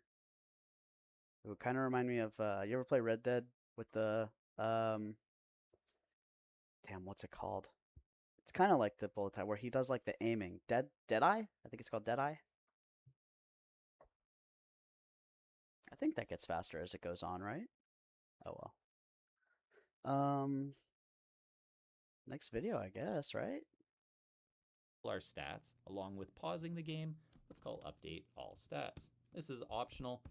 You may not need to Yeah, do it, but constant if slow-mo. stats Yeah, I may can have see that. changed in the It intervening. does kind of sound like a fun concept because it's kind of like either that or it's like a trick, you know, like your game is supposed to be difficult or something or scary and you're like panic pause and it auto unpauses for you to scare the hell out of you. That could be a pretty funny mechanic. This is optional. You may not need to do it, but if stats may have changed in the Oh intervening yeah, yeah. time, we can just call a quick update each time we open the inventory. All right, I hope you found this one helpful. We'll be doing more videos in the future to extend this system, but until then, this is Matt with Nightrun Studio. Cheers. Cool, cool, cool. Oh yes, yes. We'll put this one in the mechanics idea bank. That would be so scary. Like imagine you're playing a horror game. There's actually a horror game that when there's an enemy that chases you, unpauses the game. Yeah, okay. So somebody's definitely thought of something. That's a good one. I was gonna say something similar. That would be so scary. You're like running from something and you pause as a panic, like, ooh, I gotta process this. And the sound is like slowly coming back and you see the motion in the background, and you're like, wait, wait, wait.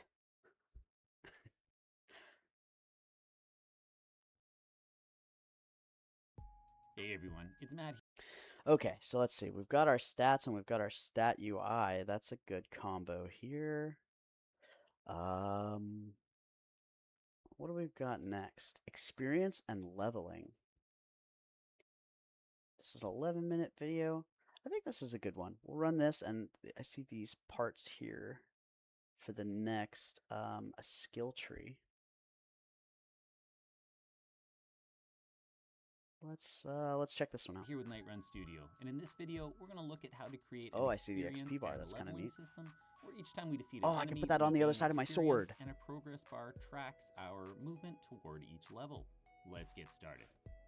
Now this video does work as a standalone video and you don't need anything pre-set up.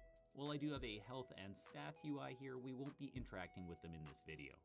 Let's begin by right-clicking in the hierarchy, going to UI, Canvas, and I'm going to call this Experience Canvas. We can then head over to our Canvas Scaler and make sure that our UI scale mode is set to scale with screen size with a reference resolution of 1920 by 1080. Okay, so he's making another one, but If I you're want to clicked on try your to game view, you include can it on my current one because I have this sword and it's got two halves, so I feel like XP fits perfectly on the other side. Um, only thing is, I know that this is one text box. Wow, that looks like ass. Oh, okay. I was worried that it was a text box taking up the whole thing. So it seems like I can probably just, what is it? Uh, eh, oh, don't like that. Not the player icon, but the text. Oh, it's just a child object of this. So we'll create another and we'll do XP text. And this needs a text mesh pro component. If I can spell, holy hell, brother. Uh, there's two. Let me see. What does health text say? Text UI. Okay, that's about what I figured. So in this one, we're gonna do XP colon. Wow, this looks so blurry and like kind of shitty. Oh, you know what? You're actually so right. I'm just gonna duplicate.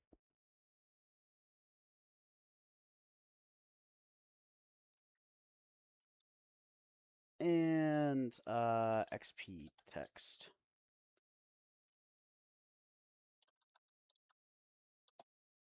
Ooh, you know what though? Do I want it to be text? Or do I want it to be a little bar?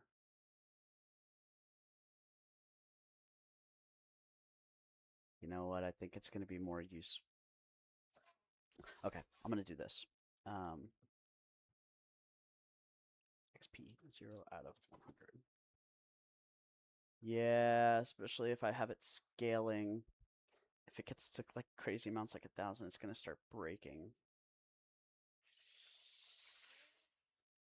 All right, I'll have to figure out something else to go in there later. We'll just follow the tutorial. Make sure to pick something simple. Yeah, that's what I'm thinking.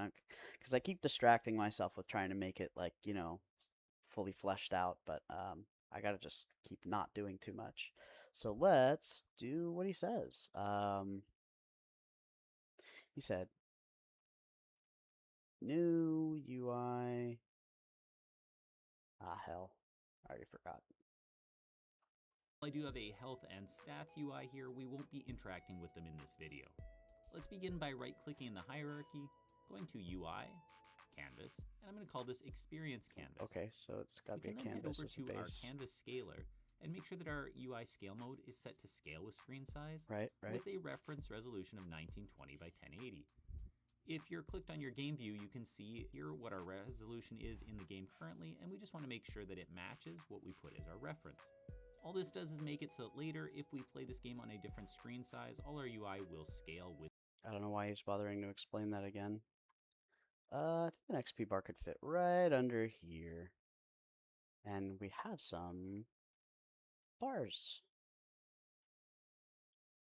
UI elements, bars. What do we think? Probably not red. Red's more like for health. I can run this. So we'll do another UI canvas. And we're going to do XP canvas like he says. We're going to adjust some stuff for 64 pixels. And I might be stupid. No, scale with screen size with reference 1920 by 1080.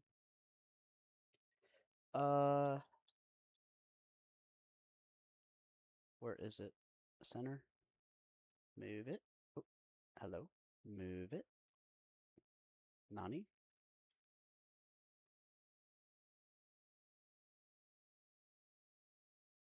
Oh, because it's the canvas. So I need another image for XP bar.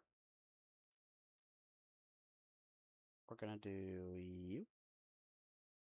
And we're going to move you here. Oh.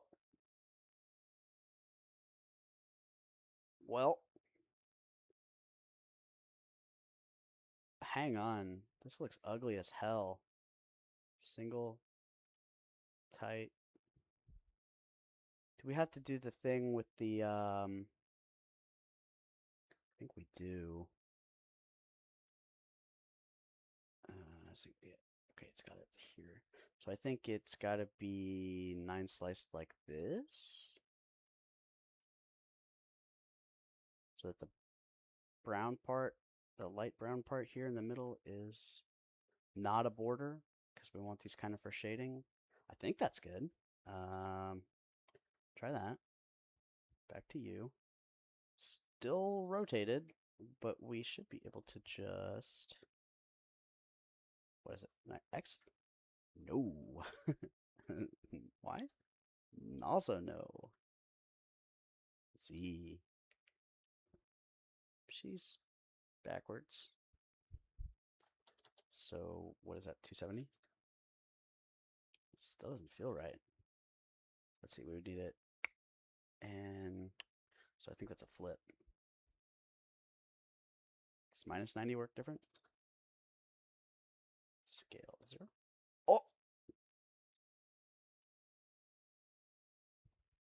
No, not scale.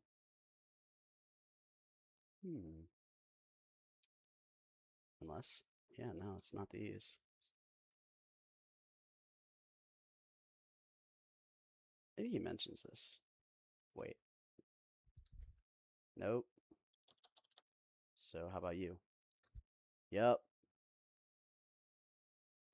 And now we'll do the rect to, man, that's such a big fucking box, right?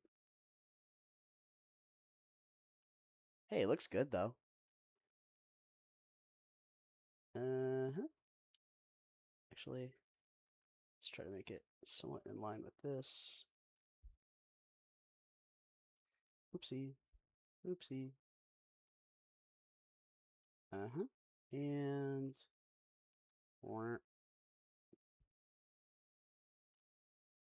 that seems to fit. This is a bit strange that that's like that, though. Oh, it's because it's this top border.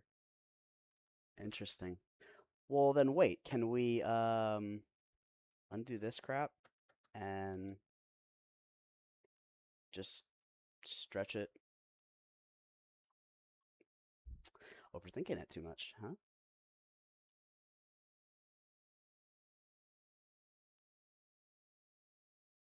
Scale.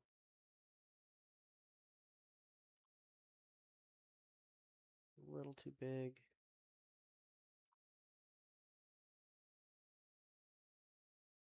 Yeah, I think that's it.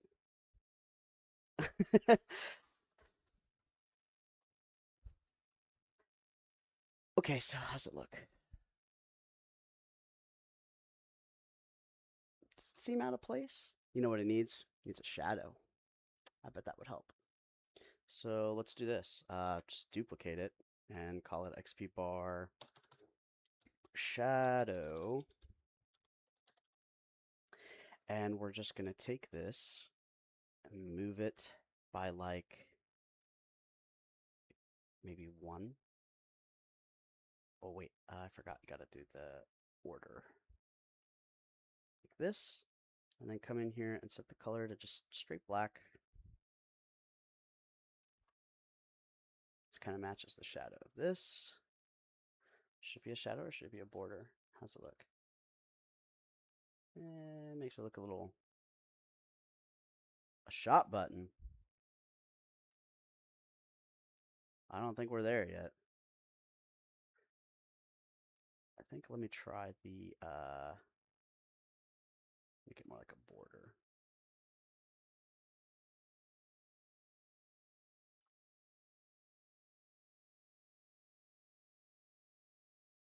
I feel like I'm just adding pixels to it, yeah? Well, it kind of does make it look a little better. Not gonna lie. Okay, we'll just leave it like this.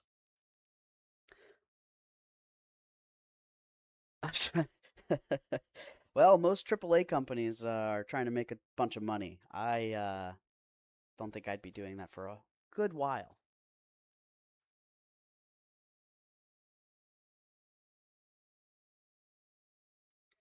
Okay, so let's actually pay attention to this. With that screen so that it always takes up the same screen space.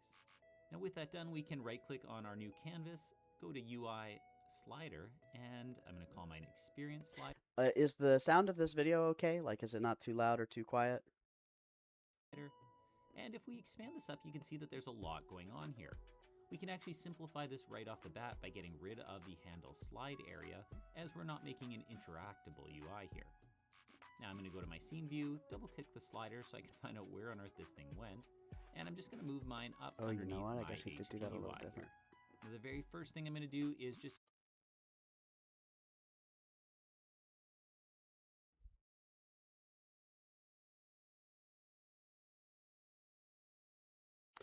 Works for me, man.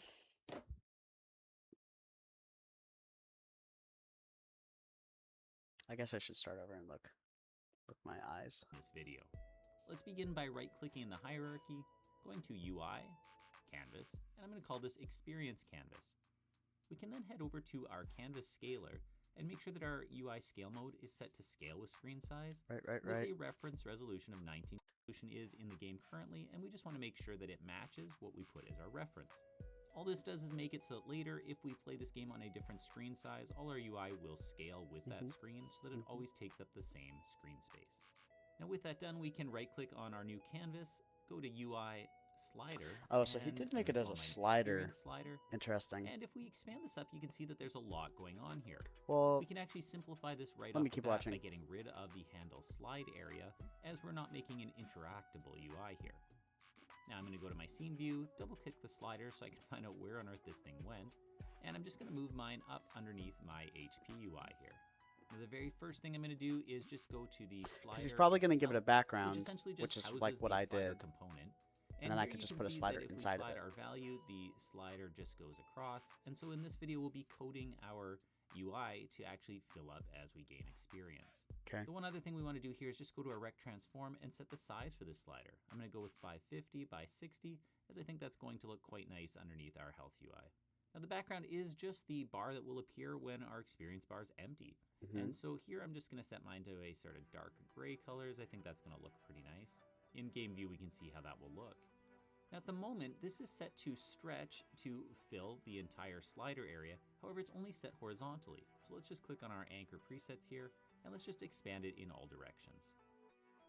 The fill area is of course the area our fill will use when it's full, and we'll also expand it both horizontally and vertically. Now if we go to our experience slider and we slide our value across, you can see that it's filling up that entire area. I'm actually just going to give this a slight margin. I'm going to go with 5 units on all sides, and that'll give us a bit of an outline. Though you can see that Okay, so currently he's the like left and building a right border for margins aren't himself out of appearing. a singular If we do our slider. fill itself, it automatically set these to -5. I'm just going to put them at 0 so that we get that outline all the way around the outside. I'm just going to pick a blue UI color so it matches everything else. If you wanted, you could slide your own No, images XP's into got the to be source green, image on each of brother. these, but It's I'm just going to always stick with the green. default Unity UI. One more thing we want to do Or here is just yellow. right-click on our experience slider, and I'm just going to add a text Mesh Pro. If you don't have this installed, you can just go to Window Package Manager and get it from the Unity registry. Now here I'm just going to put level 0 as sort of dummy text to show us what things will look like, and then you can set this up how you like. I'll be using bangers. I'm gonna set Bangers? my vertex color to black, give it a It's size just of going to happen 48, every time. center it. Because who names a text I'm also going bangers? to name this level text. All right, at this point we To are be ready to fair, get coding. So that's let's kind of slick. right-click Like down in I our like assets that folder, with the go to level as Create, like an overlay C# for script, the and XP I'm going to call sliding this one across. Experience Manager. Let's open that up. Oh my god, another All right, so script, in bro. Okay. Let's do this. So XP canvas is kind of on its own here. We got the XP bar in the shadow. I want this to be attached to the player HUD.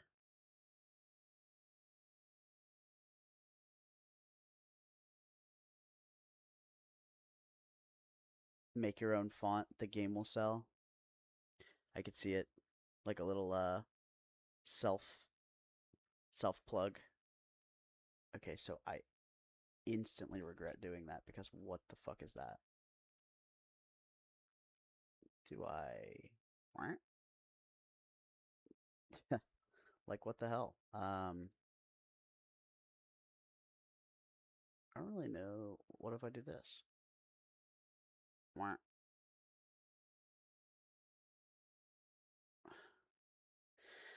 Hmm. All right. Like I said, gotta stop trying to do things my own way. Just follow the tutorial. But I will do UI canvas slider. Where are you? Oops. XP slider. And he said we don't care about this.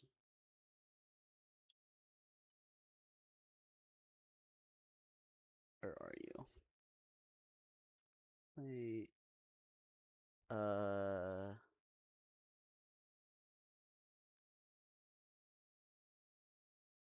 Where the hell is it? Am I silly? Yeah. Yeah, yeah, yeah, yeah.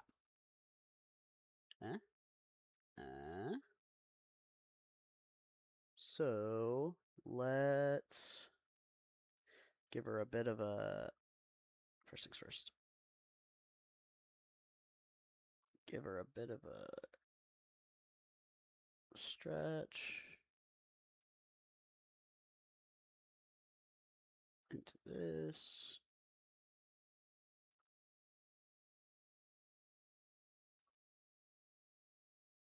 Into you.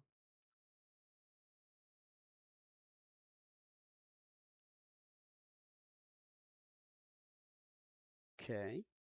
Feel like that's fine. So let's do fill area. This is what he started adjusting, I think. But let's see.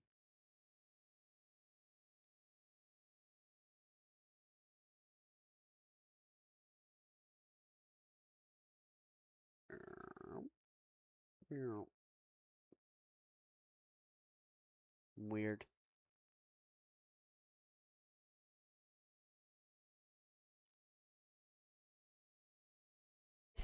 whole numbers. I think I just bite the bullet yet again. Go away. And go away. And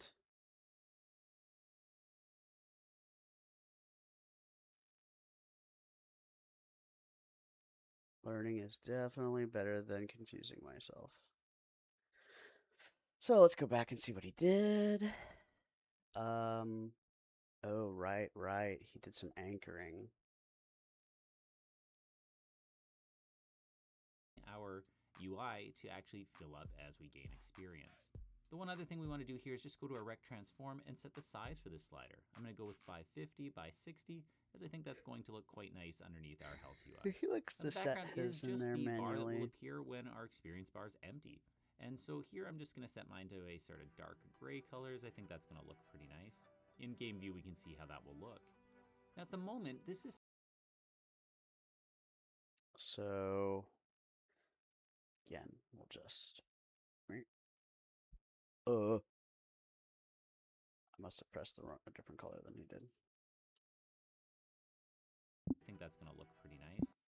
Oh, it's just an image. Is it this one? Yep.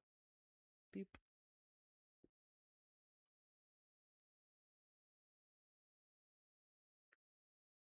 Is that? That's fine. The actual handle part here looks pretty fucking ugly, but. Oh, look at that fill area.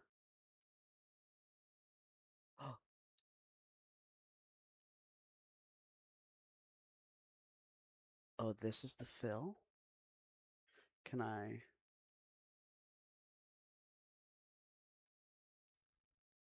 This is what he was talking about. Yep. In game view, we can see how that will look. Now, at the moment, this is set to stretch to fill the entire slider area. However, it's only set horizontally. So let's just click on our anchor presets here, and let's just expand talking about. And what did you have selected again? area. Now, at the moment, Background. this is set to stretch. Boop, boop. Oh, that's different control. Oh, boop. Got it. Wow, that's a fat bar.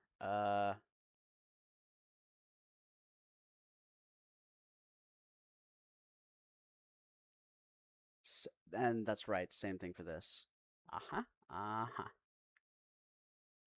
Can I do this too? Ooh, okay, probably not. To fill the entire slider area. However, it's only set horizontally. So let's just click on our anchor presets here, and let's just expand it in all directions. The fill area is, of course, the area our fill will use when it's full, and we'll also expand it both horizontally and vertically. Now, if we go to our experience slider and we slide our value across, you can see that it's filling up that entire area. Yep. Well, I feel like it kind of looks silly, right? It's got like a. Whoa! Right.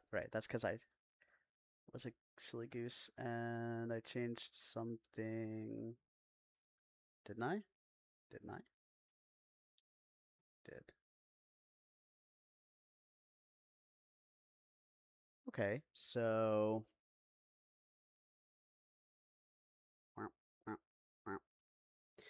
Right, and this is why he did that kind of background border of black.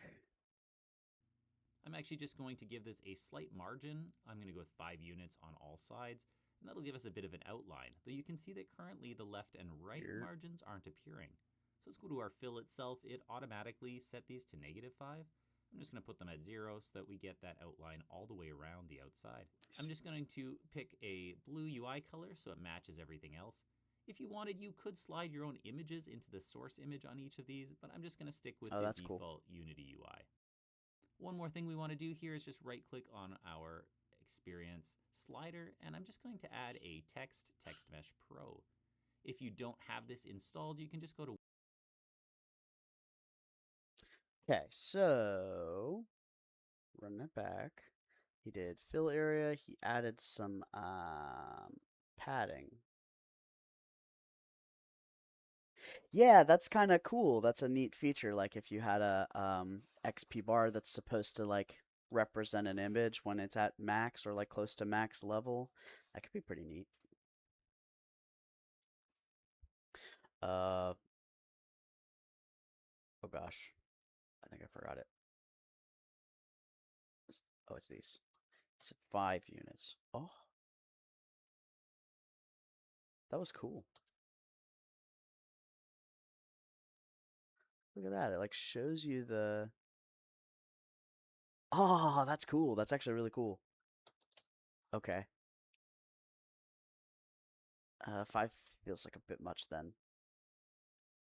Since it just wanted to be a little thin one.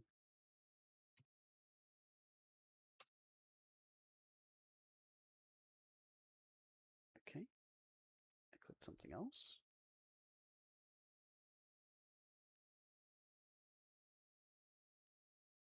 Okay. Did I do something wrong again? I must be getting to my wit's end for the day. Blue UI color so it matches everything else. If you wanted, you could slide your own aren't appearing.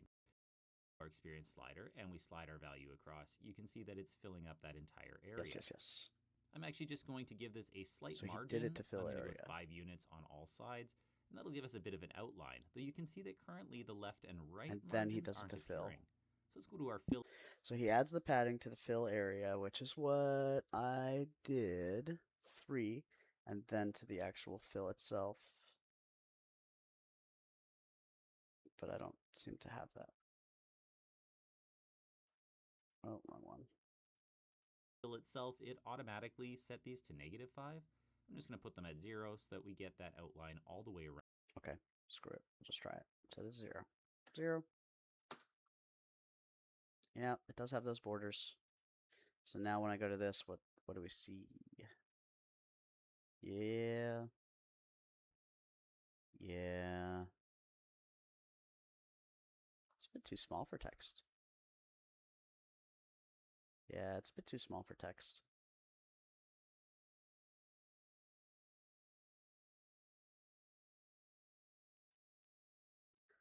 I think we'll ignore the text then.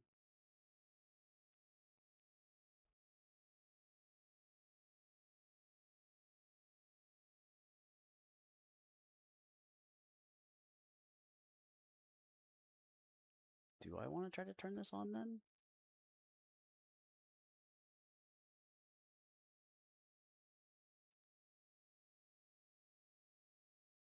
No. Let's avoid the confusion. Just go with it. Around the outside. I'm just going to pick a blue UI color so it matches everything else. If you wanted, you could slide your own images. That's for the fill. Like I said, can't you set a background image in the slider to the one you wanted? Actually, you raise a good point.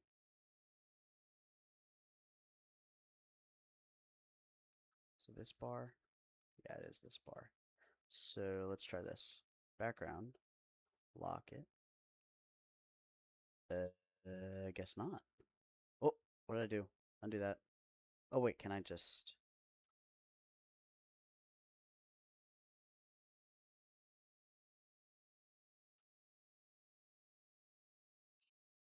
Hmm.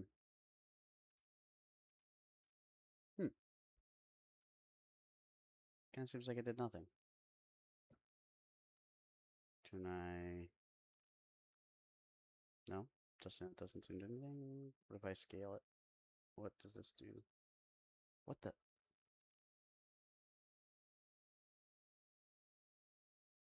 Set the fill value to 0?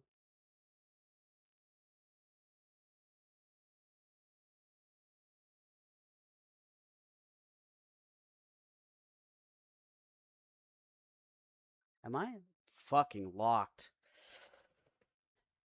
Wondering why I'm confusing the hell out of myself. So it doesn't block the background area. That's a good point. Let's see. Set that back to 0. Does this actually do anything? No. Does the...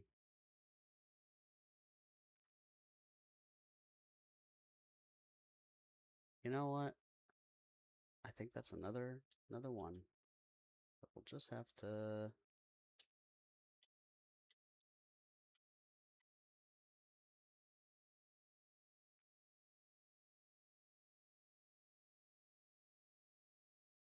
Bruh. What stuff did I click on? There we go. Right click on the image in the background and reset. Is there a reset?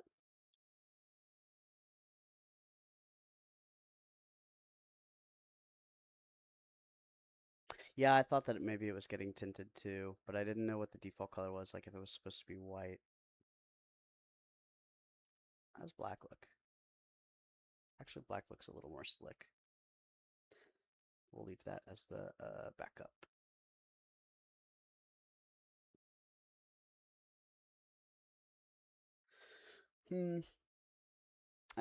We'll skip it for now. I do want to make this green though. How ugly of a green do we want? It's gonna have to be some neon. Yeah.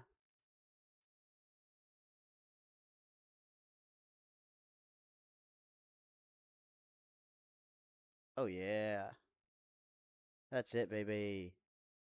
Yeah, we'll just leave it. I'll probably fiddle with it some other time. Maybe do a little more research, or if he talks about it more, that'll really help. Into the source image on each of these, but I'm just going to stick with the default Unity UI. One more thing we want to do here is just right click on our experience slider, and I'm just going to add a text mesh. Right. In the experience manager, before we set up anything with the slider, we want to get our... But we probably need some kind of representation for what level it actually is. Maybe a number. Forget it. In the experience manager, before we set up anything with the slider, we want to get our experience and leveling actually going. So let's get rid of start and update. And here I'm going to create some variables. We'll need a public integer for our level, another public integer for our current experience, Would this not go in stats, one more though? for our experience to level. I'll initialize this at 10. And this will just be how much experience we need to gain a new level. Now down below, we're going to create a new method. We'll make a public void called gain experience, and it's going to take in an integer, which will be the amount of experience we're gaining. And essentially, when this is called, we'll just pass in how much experience we've gained, and we'll take our current experience and add the new amount to it. Makes sense. If our current experience gets to be greater than or equal to the amount of experience we need to level, we want to add 1 to our level. Level plus plus is the same as just saying add 1 to the level. Okay. Now, I do want to keep with a separation of concerns here where we have each method doing just one main thing. So I'm going to create another method here for our level up procedure. And this can be where we would add things like any graphic or sound effect we want to play when we level up. Yeah, that's fair. So for now, we're just going to move the level plus plus into here. Then what we also want to do is take our current experience and subtract the experience to level. So say we got to 11 experience. At this point, we would take away the 10 and have the 1 left over working towards our next level.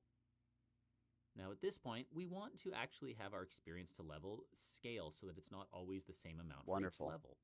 To do this, I'm just going to head up top and create a new float, which will be our experience growth multiplier.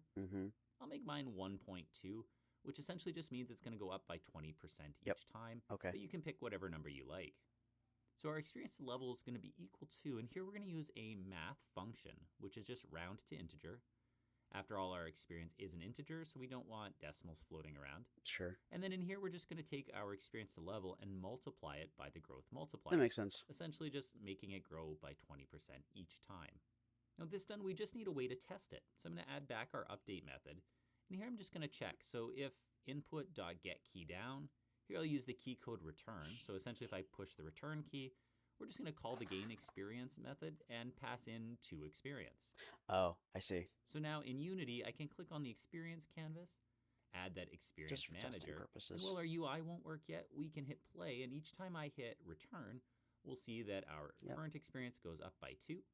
And ultimately, once it gets to 10, our level goes up and our experience resets. And the experience to level does go up by 20%. So next, let's actually hook up our UI. I'm just going to add the namespace using UnityEngine.ui. And now let's make a reference to our slider. We can call this one experience slider. And I also want to get our text. So to do this, we need to let it know we're using TextMesh Pro. And now we can reference the text itself. I'll make a public tmp_text called Okay. current level text. So let's see. We are probably going to want a signifier for level. So let's do this. We'll just copy kind of what he did, but we're not going to put the level inside here. Let's see. We'll keep those muted. Under this, I think it was UI Canvas for TextMesh Pro. And we'll call this level.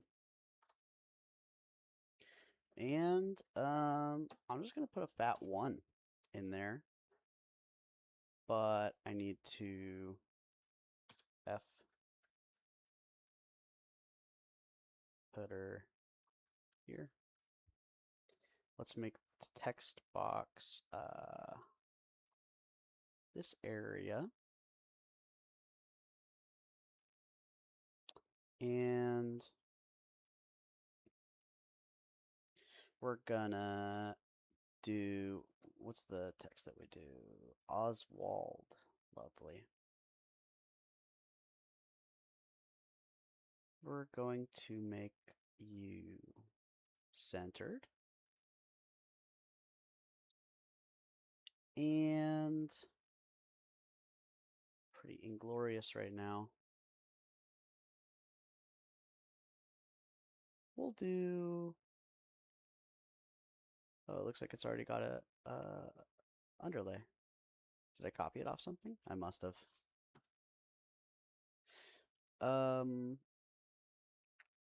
Shit. Let's do just a white outline of,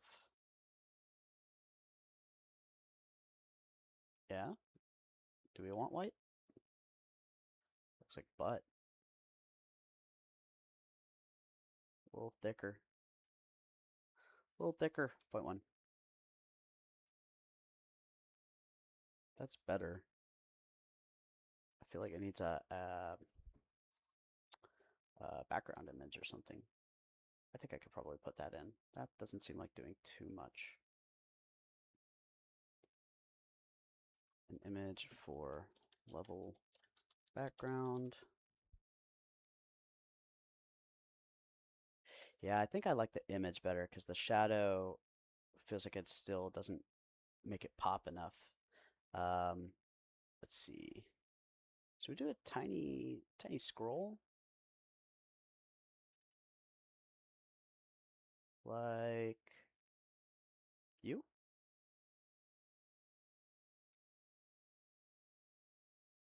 Boop. Hey, what is this box?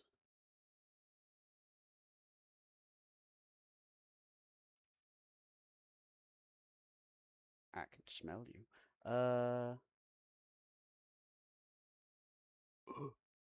Wait, what the fuck?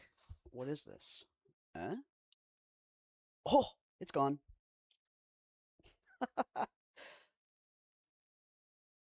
This is the rect, but what is this text box, I guess? Worst case, you can copy the number, make your own shadow by setting the color and transparency, and remember to update shadow later and level up. Yeah. Yeah, that's a good backup.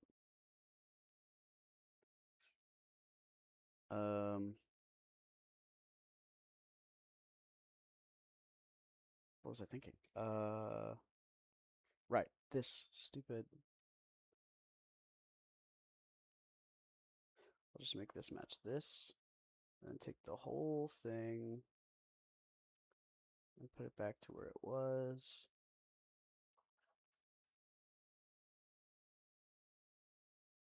That's fine. Kind of lines up with that. And then let's do the level background image. Move you up here. Let's see how big is level and level background. I think we have to go boop.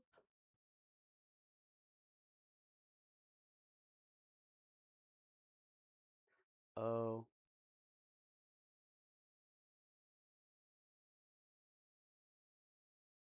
We want it to fit within this. Hold up. Hold up. Dragging the wrong stuff.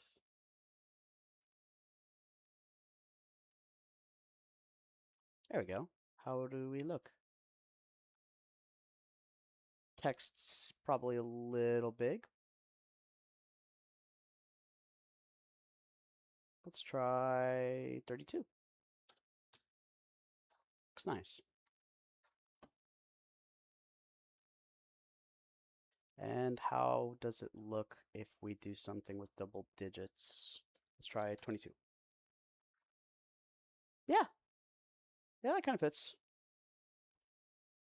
Yeah. All right, I dig it. So, level, we'll do 1. Let's do... We need to get the code going, so... Scripts, new one. XP manager. Wait, what the hell? I made a folder, dumbass.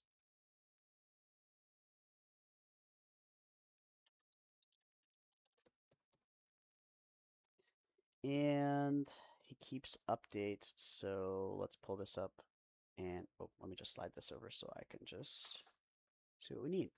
I know we need the Text Mesh Pro using TM Pro. He also is using Unity engine.ui. Okay, and we've got some stuff in here. Next this. Public int called level. Another public integer called current XP.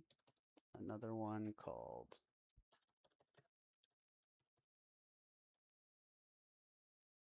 EXP to level. I guess we're setting the default to 10. That works. This one's a public float called EXP growth multiplier. Oh, he actually initializes it. He does one 20%. That's fine with me. Oh, public. And now we've got a public slider called EXP slider.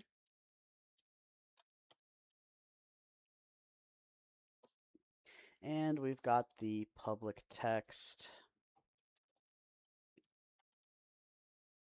called current level text, which we can reuse just fine. And in the update, he's got an if statement for my freaking foot's itching like hell. He's got an if statement for... Oh, he's just pressing the key to add the XP. I'm gonna skip the testing purposes here, but let me roll back to what he had, where he created a method, public void called gain. I'm just going to shorten mine to gain EXP by int amount. By an int amount where, I hate that it does that.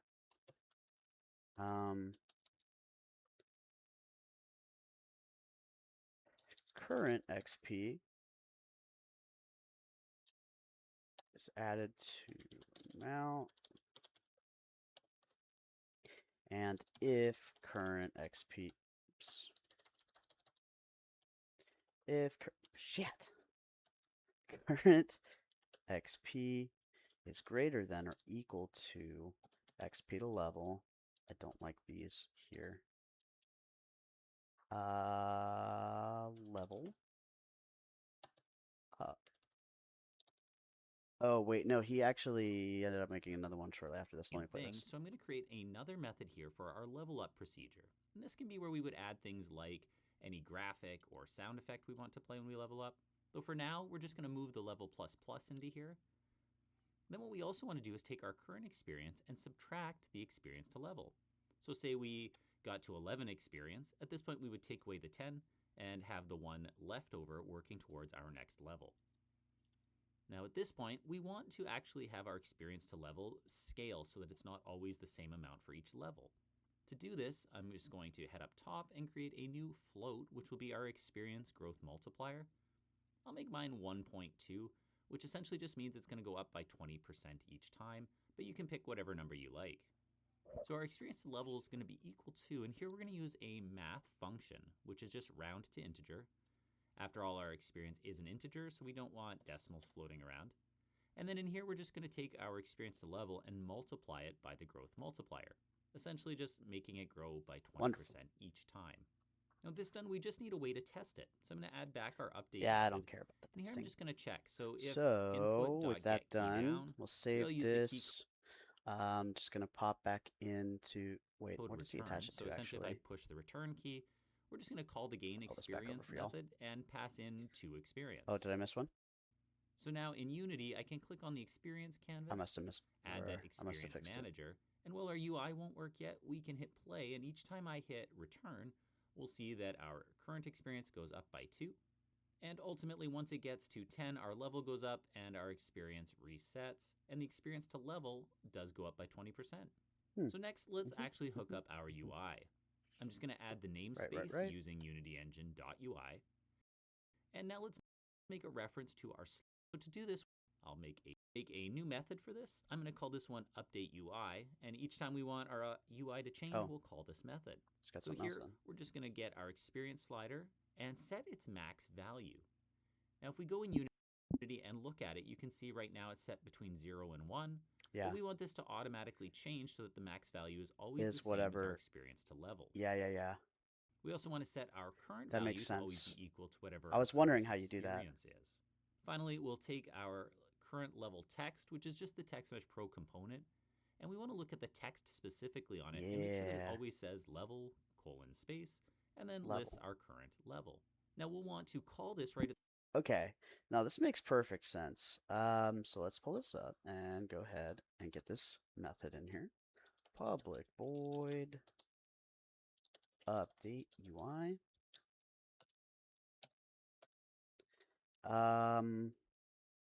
No, we're just doing XP slider dot max value equals exp to level 2.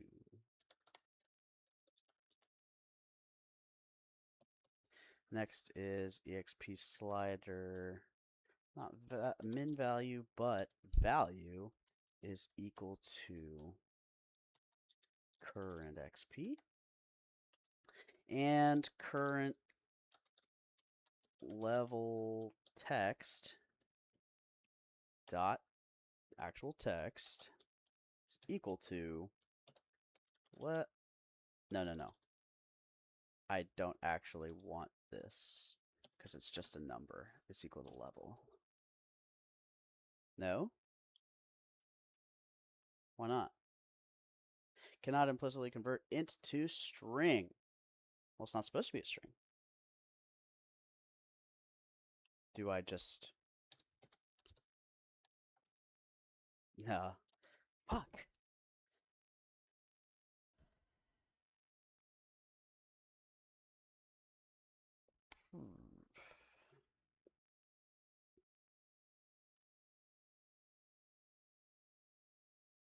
Would that be it?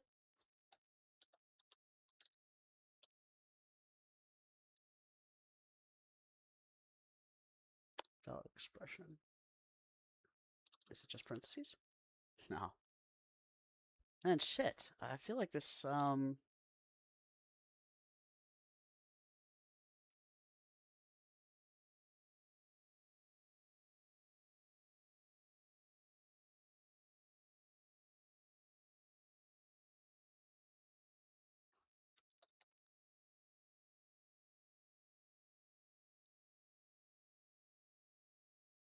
just doesn't like string there.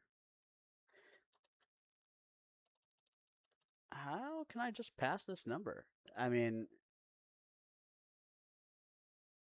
I can't just set it as a string in the variable because I don't think it would be able to count right because it's supposed to count based off an integer.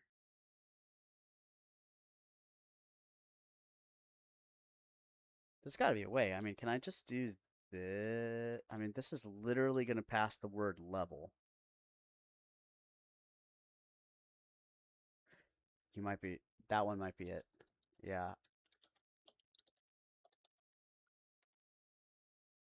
No? Bro, fuck you.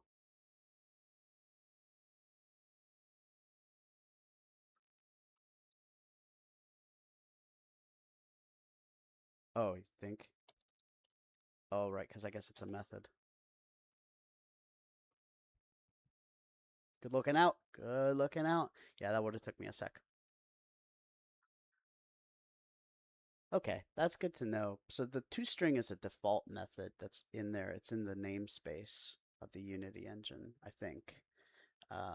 So that makes perfect sense because we're taking level and modifying its value with that method. So that makes sense. Now with this, and we save it, and we come in here, something needs this. Yeah, that's fair. I figured as soon as you said like string level, I was like, oh, I bet that's a programming language difference. So let's see what At he the actually start of the game, attaches so it let's to. add back our start method where we can put update UI. Additionally, each time we gain Okay, experience, we're going to want to update our UI. So let's come that's down true. here, and after we've done our Yeah. Let's run it back. You go away. Uh,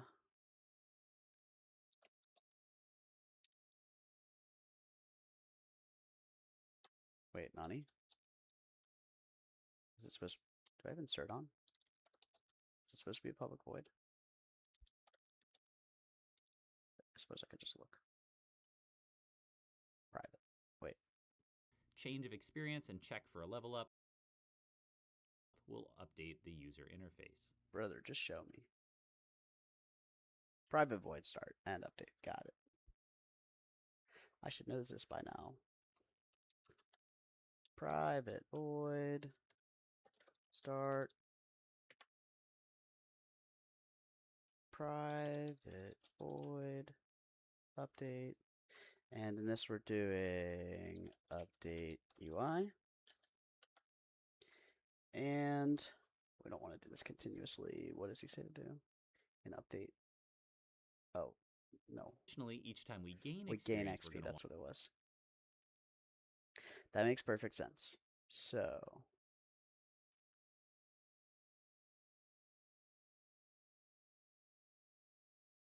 in here,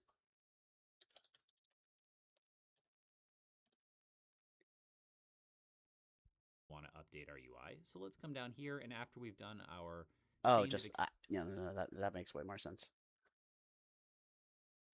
Whoosh. Boop.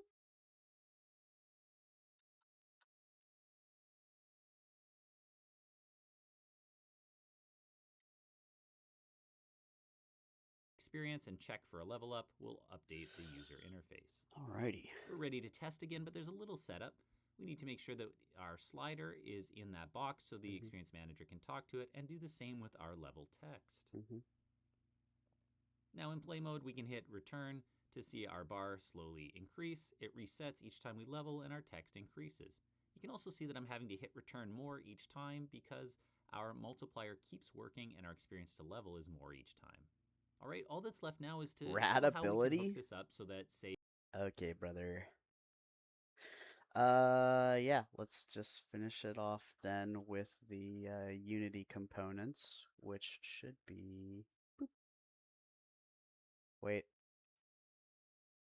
Yes, it's on the XP.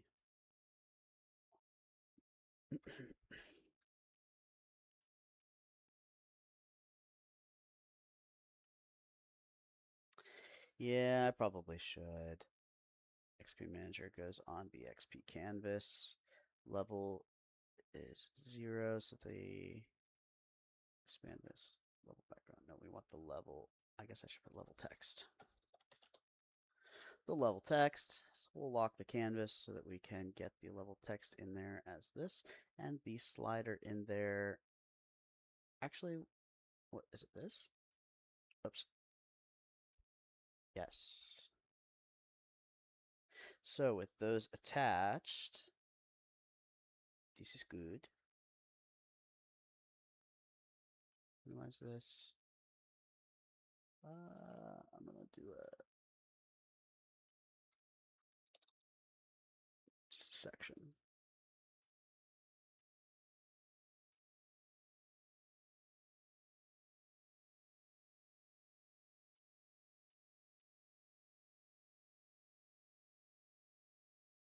Oh, this is not apparent.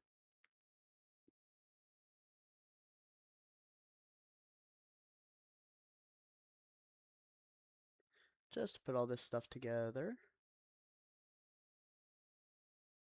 Okay, and then lastly, yeah, I guess we'll do the update like we're supposed to.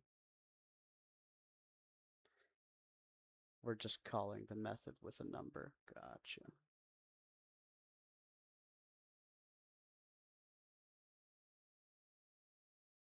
With a specific key. Okay.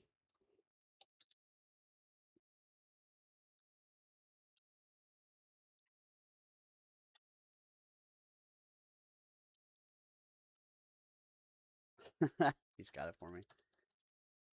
Input dot get key. We want down. Key code return.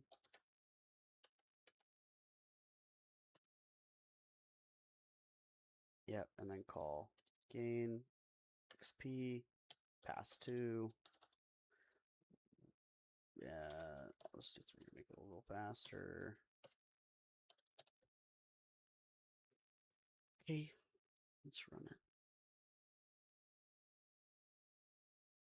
Oh wait, we do need to start with this. Where the hell's my alpha?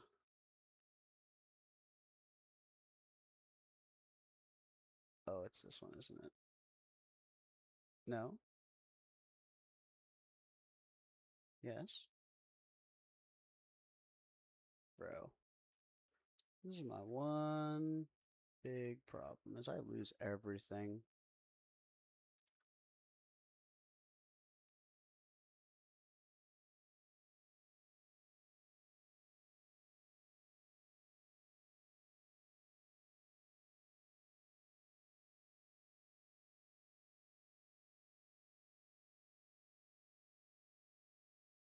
Wait.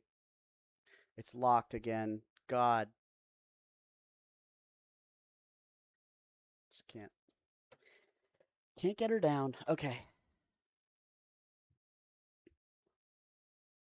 So of the things that we did, we got our stats and we get some exp.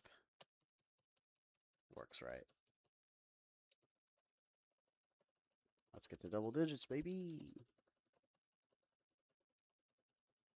Yay. Okay. So it's pretty nice. Got a nice UI. Flow. Go to my player. And let's see. We'll get rid of you for now because I haven't used it in a while. Same with you. Okay. Things are really coming together here. This feels good. So, double check that all of our scripts are saved. They are. Go away. Now we'll check the end of this video here. He's got. It's going to be in my enemy health script, which is where the logic runs for when. Whoa, run that back. All Missed that's something. left now is to show how we can hook this up so that, say, defeating an enemy will actually give us experience. Yes. And you'll be able to use the same code if you have items that give you experience or quests or however you want to set things up. So next, you just want to decide when you want your player to actually gain experience. For me, it's going to be in my enemy health script, Yep. which is where the logic runs for when my enemy dies. Yep. You can see here that when my enemy's current health gets to be less than or It equal to destroys 0, them, but I we also destroy want to him. call So I just want to probably go gain before he gets XP destroyed, with and a there I want certain to amount. broadcast a message that the enemy's been defeated, and I also want to send how much experience he's worth. Now, there are a lot of different ways to send messages between scripts. We often use references within the scripts themselves. In our stats video, I showed the singleton pattern, which can be very useful, but also introduces tight coupling between classes so that they won't work if one or the other is missing. So in this video, we're going to look at the observer pattern, which allows us to create a delegate, a sort of contract for the event, and then to make an event itself, which will be called when something happens, and only those scripts that I are spelled listening for past it wrong. will actually get the message. Here's how that works. So first off, we need to decide how much experience this enemy is worth. So let's make an integer called experience reward, and I'm just going to go with 3. At this point, we can create our delegate, which is that contract that decides what information we're going to pass along. We'll call this one monster defeated, and it's going to pass an integer, which will be the experience amount. At this point, we can actually create our event. This will be a static event, meaning there's only one of them in our game. It will have the same name as the delegate, monster defeated. And then we're actually going to give it a name, which is how we'll refer to it in our scripts, as on monster defeated. Now, other events can listen for on monster defeated, and they'll get the information, the How much of experience, C# do I know? whenever. Not too much of the actual coding language itself. I understand the logic and I understand how to use things like variables and operators and conditions. So I think learning the actual components of it itself is still in the to-do list, but I would say how much of C# do I know? Not much. How much of the logic of coding do I know? Novice enough. Enough to understand how a lot of this stuff is working. A monster is actually defeated. So here now, when our enemy runs out of health, we want to call that on monster defeated event, and we want to pass in the experience reward that he's worth. Mm-hmm. Now we just need to make it so that our experience manager is listening for when this happens. So to listen to events like this, what we need to do is subscribe to them. And this is generally done in the onEnable method. I've heard this before. Here, we're just going to tell it that it's listening to enemy health.onMonsterDefeated. And here we're going to put plus because we are adding a listener to it. And we just want to call a method. You can name this anything you want, but I want to call my gain experience method, so I'm going to put that here. Then on disable, we want to unsubscribe from this. And this just helps to keep our game running efficiently so that we don't have things listening when they aren't actually even enabled and supposed to be running. So now when the monster's defeated, he will send out this event. All listeners will be listening to it, and the gain experience method will be called. That's cool. Let's test this. All right, so now when we get in the game, I can walk over to my enemy, I can attack him, and you'll notice that when he's defeated, I do in fact gain experience. The message is sent, and I received it. All right, I hope. That's pretty cool. Okay, so let's run it back real quick so I can actually put it in. Events like this, what we need to do is subscribe to them. And little too, or not far enough back. So I just want to go before he gets destroyed, and there I want to broadcast a message that the enemy's been defeated, I think and I this also is want to where send how we're much gonna start experience he's worth. Now, there are a lot of different ways to send messages between scripts. We So often use go ahead and pull this references over within here the scripts and pull this up. themselves. In our stats video, I showed the singleton pattern, which can be very useful, but also introduces tight coupling between classes so that they won't work if one or the other is missing.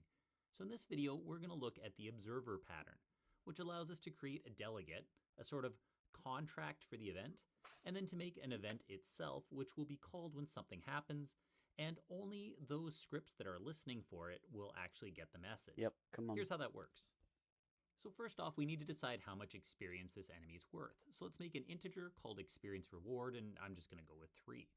At this point, we can create our delegate, which is that contract that decides what information we're going to pass along.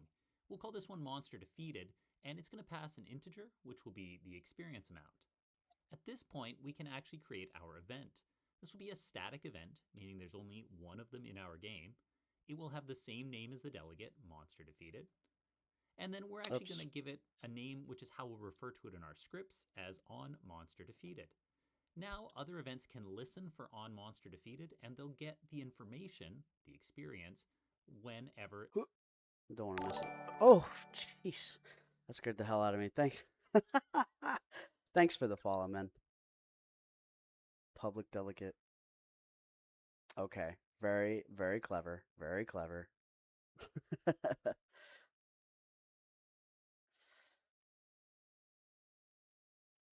Make me solve it before you actually follow. Explain this logic to me. Looks like. Thanks, buddy. I appreciate that. I'll probably be streaming again for the weekdays this week. Yeah, it's only Tuesday, so I'll probably be back. I usually start around noon Eastern. Go about 2 or 3 hours. Running a little long today because I don't have much to do. I completed all the stuff that I really need to do, and one of the texts that I got before was some plans got canceled, so I got a little bit more time today. But I will have to go about half an hour or so, 45 minutes tops. Um, but yeah, I'll definitely be streaming again tomorrow. So I appreciate the follow, and you can pop in, and if you're gonna watch, say hey and do the same thing that we're doing today. I appreciate it a lot. GG's.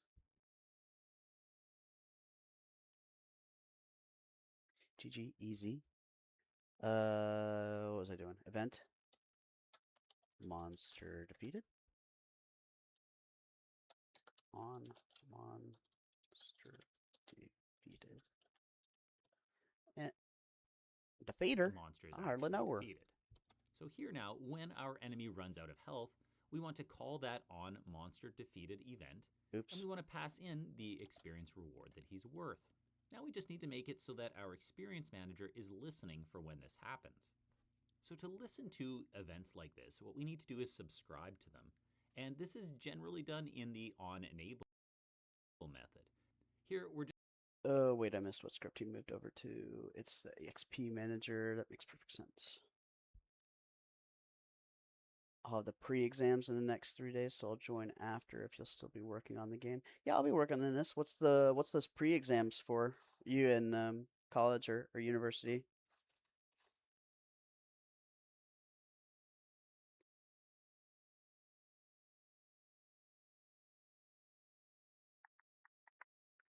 subscribe to them.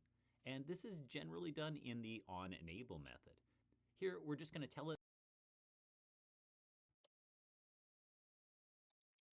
Private void on enable. Whoa, I did too much. It did some filling for me.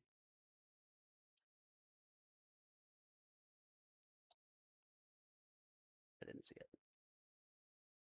Technical secondary school. Polish, English, and math. That's cool. That's pretty dope. Yeah, exec who was here earlier. I know he's been doing some studies. Hopefully he's going to bed here soon because I know he's probably about 2 in the morning where he's at.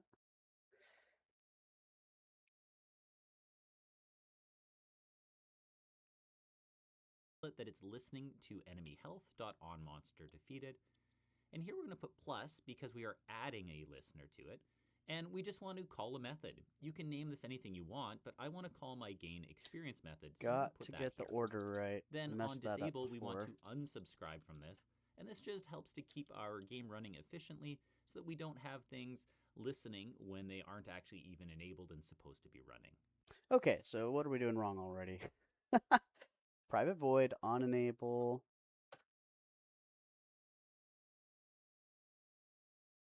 I notice mine's blue while his is yellow. Don't know what that has to do with it. It's not changing this. Enemy health does not exist in the current context. That's because mine doesn't have an underscore. Got it. And mine isn't called gain experience, it's called gain XP. There we go. That's learning. It's 10 p.m. Oh man, I don't even know what part of the world that is. Let's see. What's it called? Time zone map. That's, of course, it's just for the United States because apparently the world revolves around the US. Oh, there we go.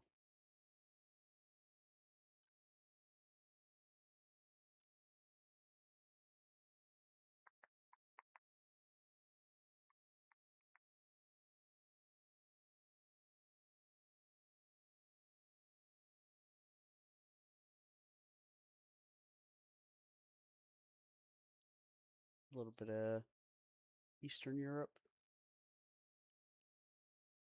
Yeah, right. America syndrome. USA.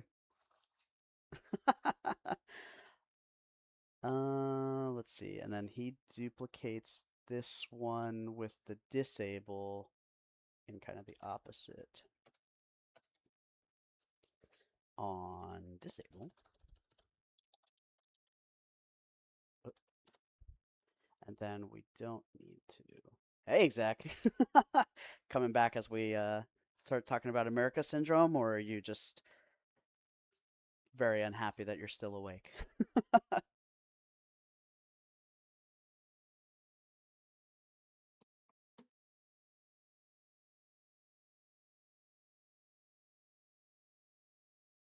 So now, when the monster's defeated, he will send out this event.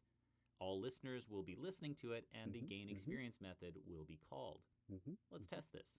All right, so now I guess yes. Let's test it. I could probably take you out of here too, because I don't want to keep worrying about that. And I'm gonna have to change his health because I can't do that. 100 health is a lot. I was doing that for testing purposes. Uh-oh. Already got an error. Something's yelling at me. Enemy health does not contain a definition for on monster defeated. Oh, I must have missed something. Oh, I forgot to save. That'll do it. I'm still suffering.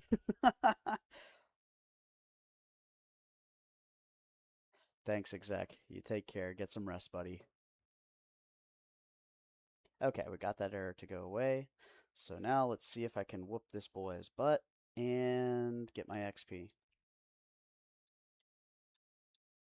Oh, easy. So easy. Got it going good. Okay, that's good. Let's check out the rest of the video. when we get in the I game, think it's just a I can conclusion here, walk so. over to my enemy, I can attack Smack him, him. and you'll notice that when he's defeated, I do in fact gain experience. The message is sent, and I received it. All right, I hope you found this one helpful. In later videos, we'll be using this to create a skill tree and perhaps ability system. Let me know down in the comments what else you'd like to see next in the series. Until that next video, this is Matt here with Nightrun Studio. Cheers. Okay. Whoa. Whoa. I think I got the next video right. Yes. So, all right. I think that's probably a pretty good place to stop. The other thing that I want to do is I kind of want to get this XP bar working with um, that border. Because I feel like at this point it should just be a simple layering thing. Because it feels nice when I do it fills up pretty nice. So let's see. Let's turn this one back on. This is layering. Can I just no, so that was actually right layering. I just let me not do this in the game tab. So let's do this. Hang on. How big is this? I think it's a good size. We're gonna do. Can I just turn this background off? Take the fill area. Move you in here.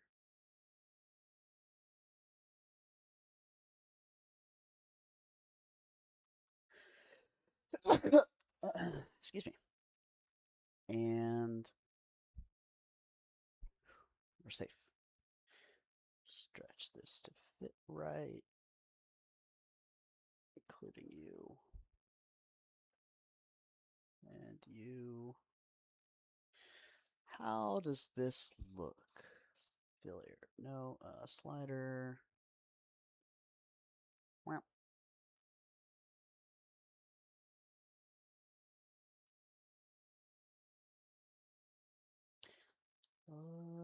Do a little more.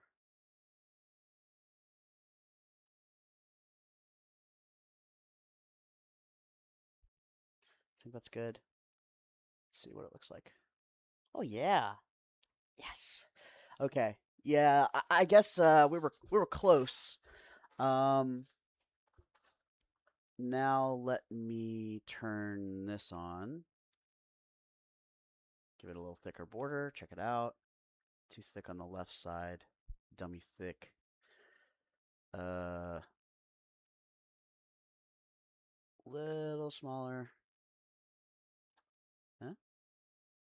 Still think it's a little too wide on the ends. Oh, it's all or nothing, huh? That's such a big jump. How about we just do it manually? 317. Yeah, up yours. Huh? It's just thick. It's just so thick. 316.5.